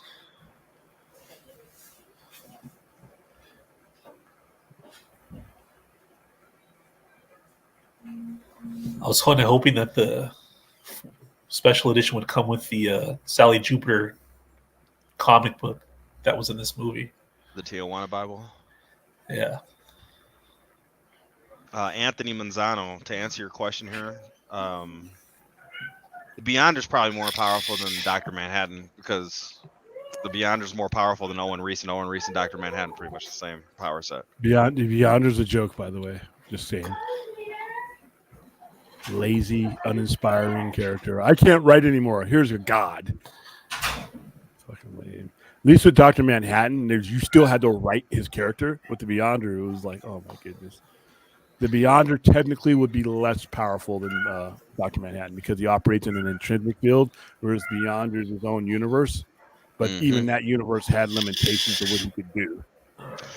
Yeah, Whereas, and as the more he shows up, the less powerful he gets, right, Wayne? and Dr. Manhattan can actually exist outside of everything that the Beyonder is, as you saw in, Doomsday Clock. So Do we really care about Doomsday Clock? That is canon, though.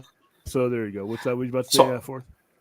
Are the Watchmen characters in this movie, are they part of the main canon of DC, or are they like in an Elseworld themselves? They're in Elseworlds before there was an Elseworlds. And thank God it stayed that way because Jeff Johns was about to undo that. But right He was now, about to bring him in. He was about to merge the universe and retcon everything. That's what Doomsday Clock was leading to. And I felt it and I was reading it and I'm like, I was liking it from issue 1. And as I got towards issue 9, I started get that crushing feeling on the comic book. Was like, you motherfucker, you're about to do this again. And then DC finally got a spine and said, no, you're not going to uproot and chase all of our creators away because you pissed them off because they didn't want to. They were working on stories that they were involved with for years, and here you come with their reboot. So yeah, I'm glad that they stopped them. That's why it took so long for that issue to come out. They stopped him. You make Jeff Johns sound like he was a villain. Was it like 6 years between those issues? It felt like it. It sure as hell felt like it was almost a year. No, I'd say about 5-6 months, but it was not. It was going okay, and then all of a sudden, where the fuck is issue 11 and 12 at, man? Oh, now I see what you're about to do, because he left you clues during that storyline that he's bringing in Superman. He's talking about magic is just leftover energy from energy. Lord, what are you about to do? And like I said, thank goodness somebody stepped in and said, you put that toy down and step away from the table. I was thinking that exact same thing, Ruth. I was like, how come I don't see people with this Watchmen shirt? Which one? The one that this guy spilled the. I have that. I had that one. Rorschach's Journal.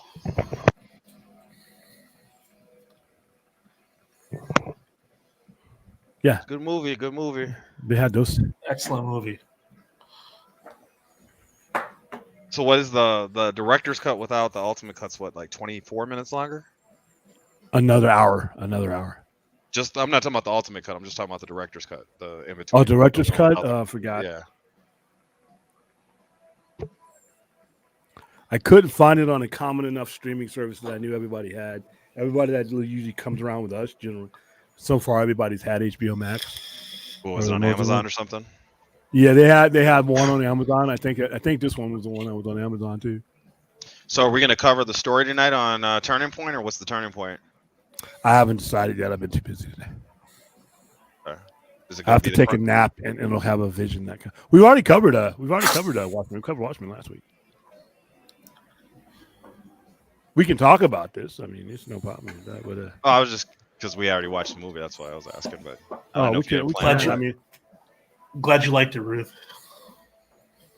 Yeah, like I said, I think this is the best Zack Snyder film. One of the better superhero movies in period in general, and because it's a different type of superhero movie. And back when this was released, like I said, this was something that that was a risk in every way. The format was a risk. 12-issue maxi series. This is while they were still experimenting with it with Crisis, because this and Crisis came around right around the same time. And you just didn't have long, lengthy series like that. But this one wasn't a crossover series. It was a 12-issue linear story, whereas, Crisis covered everything. So they took a real risk on him back in the 80s. And like I said, Alan Moore wasn't necessarily the Alan Moore that we all know now. He was still, he was out there, but he wasn't like, what he would become. So for them to take that kind of risk on him was pretty good. First we take Manhattan, then we take. Oh, she's singing the song. So now, William, are you glad this movie came out when it did, or do you feel that it would have been better if it came out there like it was coming out currently? Well, okay, if it came out currently, I think it would have done well. After we got past the Marvel versus DC fanboy bullshit clowns that propped up the movie industry from the middle time period. that 2023, 2024, I think it would have done okay now, because people look at movies differently than they did. They have the capacity to understand films better than they did when they were, they couldn't see superhero movies any other way than what they were being baby fed by Marvel at the time. And if anybody else tried to feed them anything, like a baby, they spit it out. That mentality it's still around a little bit for the most part. It's faded enough to where some of the people that watch Zack Snyder's movies are lied and said they watched them and said, "Oh, that guy sucks." Now actually watching them, and they're actually coming out with different opinions. I know people that I've known for years now that spilled out that same bullshit, and then after ZSGL came out and things like that, they gave it a chance, and they weren't trying to please their little buddies that they're hanging around. They looked at the movie one-on-one, what they thought, and they came out with a much more informed opinion. So yeah, I think now it would do way better. I have to say, one of the great things about Snyder is that love or hate his movies, he got normies to start like analyzing film and stuff in ways that only like maybe a minutia of people were doing on the internet. Like getting into deep dives and comparisons and symmetries, and he created the whole industry, for better or for worse. He literally created an entire internet industry, about and there's some like I said, a lot of positive stuff that we can watch these movies and dissect them and have fun with them and look at the cinematography, look at the storyboards, look at the storytelling. So yeah, him guys like him, Michael Mann, Ridley Scott, they can tell their signature tells their story. Denis Villeneuve is fast approaching of that level too. So yeah, I can definitely agree with that. I think it coming out when it did come out, and it kind of being ahead of its time is a benefit and a boon to it as well. I'm not saying it's not going to make more money if it came out now. I'm just thinking I rather like that it came out when it did come out. So yeah, it's just like I said, I don't think the audience was ready for this. It's kind of like the Fight Club vein where it bombed, but people slowly started catching and just word of mouth about it. It's where it was, where it is. One of the main reasons Fight Club bombed was its length. That movie should have never been released in the theater. What was Fight Club's runtime? Fight Club's amazing. What are you talking about? Yeah, but you can't. Okay, so when you're talking about, hey, babe, let's go out to the movies, and you still got sex to get to, you still got all that other stuff to get to. That was a really long movie. It didn't bomb though. I mean, Fight Club's like what, 2.5 hours? Oh no. Everything's 2.5 hours.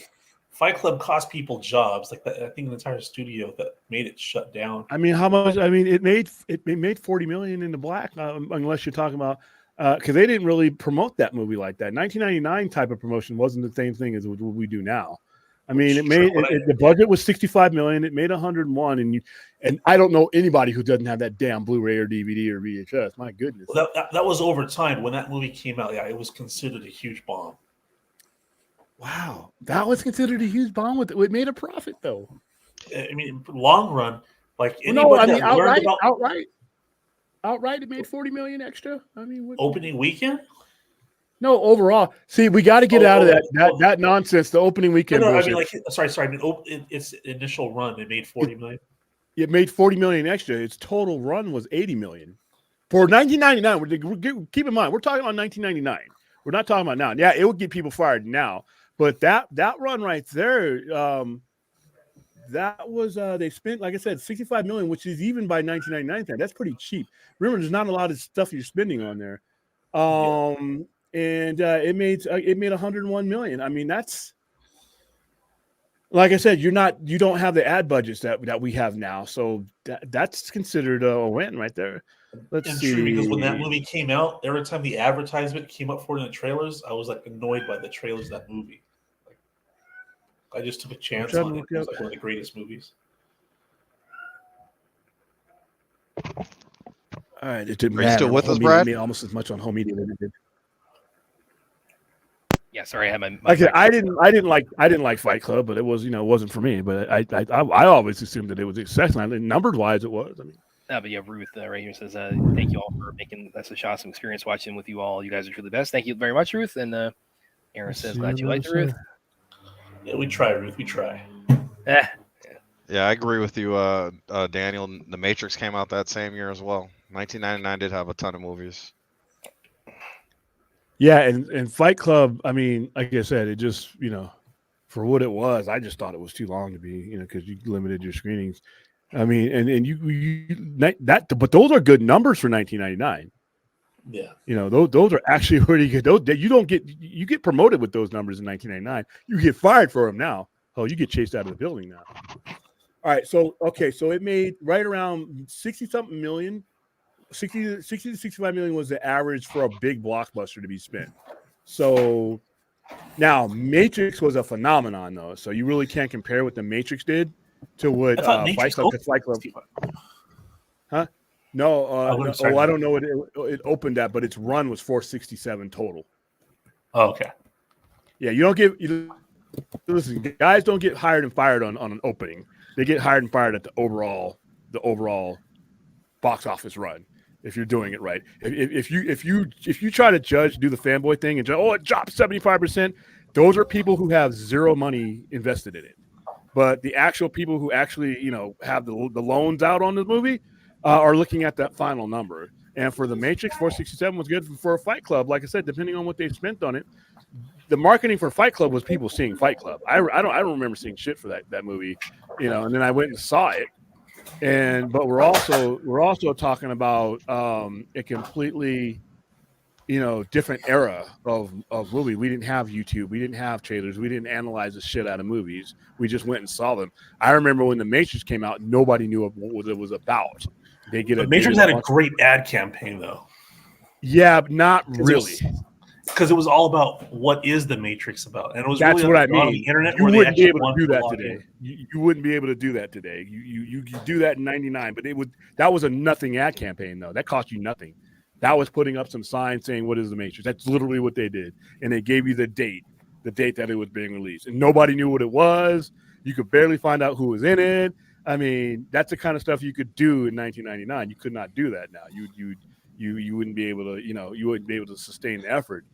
But the Matrix, like I said, they didn't spend a lot. The ad budget that they started spending for movies came in the mid 2000s, where they started, really, putting it out there to where we're going to spend this percentage of the budget on a movie. Yeah, Chappie, you are way late, bud. Yeah, sorry. Are you guys still watching Chappie. it?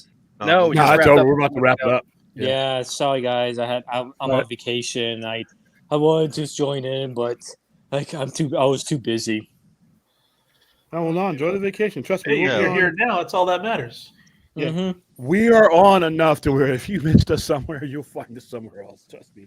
Mm-hmm. Last week was like a whole damn shift. I'm looking for a paycheck. It was longer than a shift, William. It was like two shifts. I got to give you praise for that, William. I got to give you praise for that. That your consistency is very good. Yeah, if you miss us one time, trust me, we're gonna be somewhere, and usually roughly around the same time of night. I mean, I've been trying to keep it, so people can plan, their day or things like that. And if I'm gonna miss a show, I try to let you guys know I'm gonna miss a show. Mm-hmm. I did debate about bringing my little DVD player to watch it with you guys, but I just didn't think I would have the time, sadly. But hey, it's fine. But hey, guys, I got to get out of here because I got some people walking up, and it's one of those I'm going to take all that money type of customers. Yeah. All right, William. Yeah. Look at the shirts. They got the shirts on that I need to have walking in here. Oh yeah. What's going to be our next one? What's going to be our next watch along? For charity or for general? We got a list. I got to look at the list. I've neglected the list because we prioritize. Hold on. We prioritize. Are you streaming tonight? Yeah, we got the regular show tonight. Oh, okay. So where can we find you at, Brad? You guys can find me on Twitter, Facebook. You can find me here and there. Find me Twitter, Vero, and here or there on Facebook. Find my writing on Kung Fu Kingdom and on Screen Rant. You can find me getting blamed for stuff here on the Sci-Fi Center. All right. Find me in the comments on the Sci-Fi Center, hanging out with the rest of the chat. Disrupting stuff. I always thought we should do the thing. Being the bane of William's existence, especially when it comes to DC animation. The thing is one of the things we got so many, but like I said, we got to schedule that and the prequel. Maybe we should do like a back-to-back watch on that one. I'll do that if they decide they're going to finish the trilogy, because I really want them to do that while John. Yeah, me too. What trilogy? The trilogy for the thing. I want to see a third movie. I want to see the third movie. Because we should watch the prequel first, then watch the John Carpenter one after. That would be I think that would be a great live stream to do. Well, they're in sequence. So, all right, guys. Avenger come out. I'm sorry. Huh?